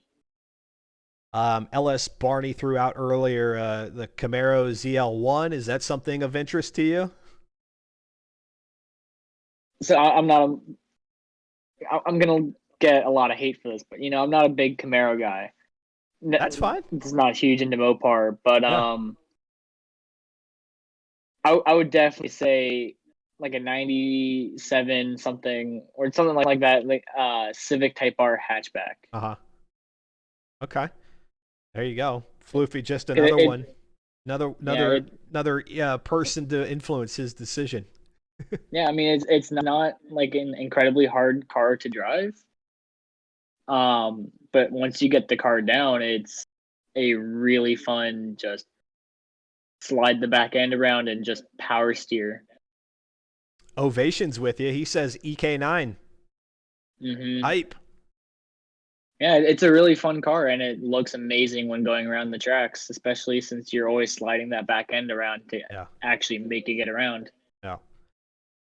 All right. Well, there you go. That's what Virus Thoughts has to think about season 40. And what would you say maybe you've learned the most, or something that you picked up on here in season 30 that maybe you can carry into season 40 that would put you in a better spot than you were maybe 5 weeks ago? Definitely try to keep your qualifier laps as clean as you can. Otherwise, it'll put you in a bad spot. And then once you actually get into the race, just push it as hard as you can get to get it the best times you can. Okay. And last time we chatted, you had said that you were hoping to source the generosity of one of the Forza community painters to put together a special car. Is that still a possibility here? Who knows? I've sent out a message to Kuda. Let's see if he gets back to me. Sent him one last week, so I don't know. We'll continue to put the heat on him here. We'll just keep mentioning his name. Kuda? Yeah. You got a message. Come on, Kuda. But I feel like you could do a really good design. Same with carryout. Yeah. I've seen a bunch of carryout's designs that he's done, and he could do a really good one. Yeah. Alrighty. Hey, Virus. Awesome seeing you here, a part of season 39. Look forward to seeing you out there, and hopefully the car too, if everything works out the way that you hope and plan. Yeah, let's see if we can get an EK9. Yeah, and maybe an EK9. Who knows? Floofy might have just been persuaded to go that direction. Who knows? Great chat with you again. Thanks for all your contributions in the chat, and we'll see you in about 3 weeks' time. Yep. See you then. All right, and that is, in fact, the final driver who has jumped into the driver's spotlight. It is by far one of the most enjoyable aspects of broadcasting and streaming the Forza Motorsport Spec Racing Series. Is not only do we get to watch a lot of great racing out there on the track, but then those drivers with the gumption, or at least the willingness to jump into the driver's spotlight and have a word with me is awesome. And just like that, we basically did like 45, 50 minutes of interviews. And yes, Brazaus, I am just a button toggler. It's exactly what I am. Overwatch Al 966 says, yeah, you tell me, Overwatch Al. But hey, thanks for hanging out with us here this evening. Ovation, Percy Chubb's in here. Oh, Mopar. Yeah, I think he misspoke there. Not Mopar Chevrolet, bow tie, but GM. It happens. Virus Thought says, Wisen, I'm coming after you next season. Thanks for all you do, Dustin. Awesome broadcast. Yeah, and they wouldn't be awesome without the awesome racing. And then, of course, you all as the viewers. And for those multiple handfuls of you who are still hanging out with me here after 45, 50 minutes of interviews, thank you so much. We'll get the rewind going, or the rerun going, here right after I end the stream. Here's my shout out before I go through quickly the promos for what's coming up here on Ovation. But my call to you all as viewers is, if you are watching it for the first time, and thanks to Real Rollman and Percy Chubbs, who did follow here a little bit ago just as we were starting these interviews. Thank you. And then Ovation with that raid, which brought in a few folks who came in with the follows. That's absolutely the most that I ask of the viewers, is if you enjoy the content here on the channel, at the very least, click the button, or at the very most, click the button that follows this channel. That way you can easily find me in your follow channel section here on Twitch, whether you're on your computer or on your mobile device. Either way, makes it easy for you to find the channel. I broadcast on Tuesdays, Fridays, Sundays, and sometimes on Saturdays. And so it's always nice to know that folks feel like there's value, at least enough value that they can follow the channel and add it to what is probably a growing list of follow channels. But Killicode 101 and Little Matt Gaming, thanks for observing the call and responding. Thank you very much. That's a return on investment there. The 1 minute that I spent asking you all to follow, I've got a couple of those.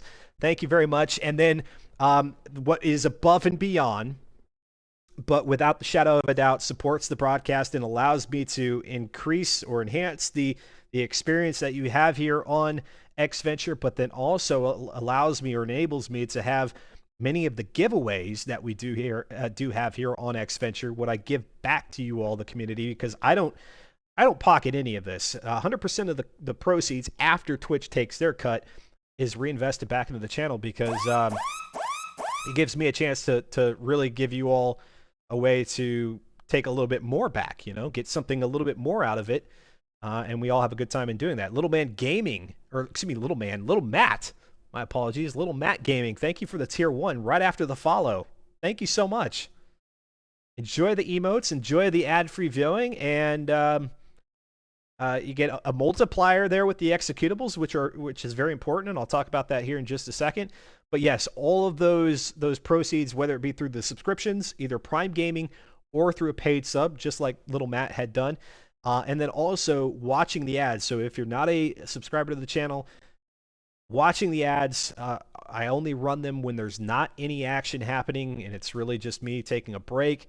All of that then gets reinvested back in the broadcast. You're going to see that over the next couple of weeks, because I've got a webcam coming. Yes, a webcam is on the way. Green screen. I've got a capture card thing that I've got to work out here for the PlayStation 5. So when I say it's all going back into the broadcast, I legitimately mean that it's all going back to the broadcast. Where else can I prove that? Well, bear with me here. Yes, this is the kind of the self-promo stuff. But where else you'll find that reinvestment is in the first annual Baseball Bonanza coming up on April the 16th. That's not this coming Friday, but the following Friday, starting at 10 a.m. Eastern Time. The first annual Baseball Bonanza here on Xventure. It's going to be a lot of fun if you're interested in baseball games, or more specifically MLB The Show 2021. I'm going to have plenty of gameplay there. I'm going to open up some baseball cards live on stream, hence the webcam that is on the way. And then also, I'm going to be giving away stuff. Yes, because of the generosity of the viewers over the last couple of months, I've really been able to rack up a lot of prizes here. Now, I have to confess that these are only our U.S. residents, our U.S. viewers are going to be eligible for these, and it has everything to do with, one, where the gift cards are usable, but then also the shipping and handling that is required with the gifts that the giveaway items that you see here on the screen. One hobby box I'll be giving away, which is that's a pretty big thing. And now I hear the sub alert going. I'll get to that just a second here. The 3 Series 1 blaster boxes, or the relic boxes. The gift cards, which fortunately the fine folks over at Fanatics who operate, they are the platform that runs the MLB shop, the NFL shop, the hockey shop, basically all the major sporting brands that you could think of. Fanatics puts their storefronts together. They were kind enough to send me one $50 gift card, 2 $25 gift cards. I'll be giving those away, and then a $50 PlayStation gift card. All of that coming here on the 16th. Well, here's how it's going to work. The Baseball Bonanza happens on the 16th. You guys are racking up executables by watching the stream. The more executables you have, the more chances you have to win these prizes. 500 executables is what it's going to take on April 16th to redeem an entry. You can redeem a maximum of 3 entries. And yes, I said 500 executables. So take a look at your balance right now at the bottom of your chat. That gives you an indication of how far or how close you are to getting the maximum of 3 entries. And then you'll be good to go on April the 16th. You can't redeem them right now, but as soon as April 16th rolls around and the stream is live, you'll be able to redeem 500 up to 1,500 for the 3 entries, and then you'll be in the running for any one of these 8 prizes. It's 8 prizes in total, because the blaster boxes, the gift cards, those are all split out as individual giveaway items. All right, enough chatting about that stuff, because I know it's sometimes not the so much fun thing. Although it's giveaways, it should be fun. But I get it. You guys don't need to hear me touting about all those things. Let's get to the actual gameplay, the content. Yes. Well, actually, hold on. I'm jumping ahead of myself here. On Friday, Dirt Rally 2.0. It's going to be a lot of fun. I'm picking up with another championship. I'm trying to win one. I failed. I came up short. I thought I was going to be able to do it. I didn't the last time. But now we're giving it another go. And come hang out with me. 6 p.m. Eastern on Friday for Dirt Kicking Fridays. What is a dick kicking Friday? A dirt kicking Friday. There on Friday, 6 p.m. Eastern, Dirt Rally 2.0. It's going to be a lot of fun. I'm behind the wheel. Surprise, surprise. A special stream on Saturday. Oh my gosh. I know when I can't speak that it's time to get off.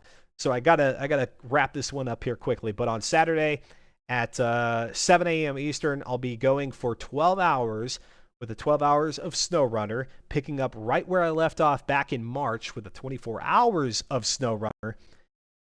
It's going to be a doozy. You guys tune in. I'm trying to upgrade my driver, trying to upgrade my vehicle so that I can get out of Michigan. That is the goal. What else do I have? Is that it? No, I got one other thing. LA Noir, I had some issues. I had some technical difficulties here on Sunday. We're going to try to knock out as much as we can this coming Sunday, and then I'm going to have to figure out how I'm going to finish that game because really I've run out of time with it. But Crime Scene Sunday, LA Noir, wrapping up the Vice crime book, heading into arson. That's on Sunday at 8 a.m. Eastern. Yeah, there's a lot of broadcast happening here over the next 7 days. Don't miss it. And then, of course, the baseball bonanza there on April the 10th.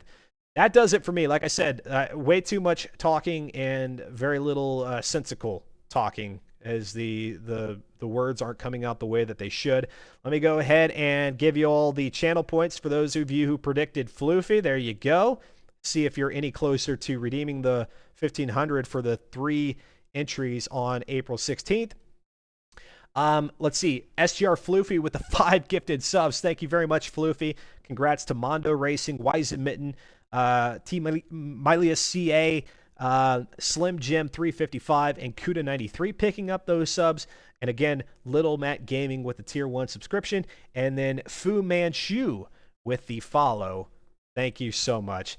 It's been a blast. Season 39. Can't wait to get back at it here on May the 4th with Season 40. It's going to be a lot of fun. Head on over to reddit.com/r/FM4 if you're interested in participating. I definitely encourage you to do so. If you're on the fence, there's no reason to be on the fence. Hop on over, get on into the action. It doesn't matter how quick or how slow or how in between you are.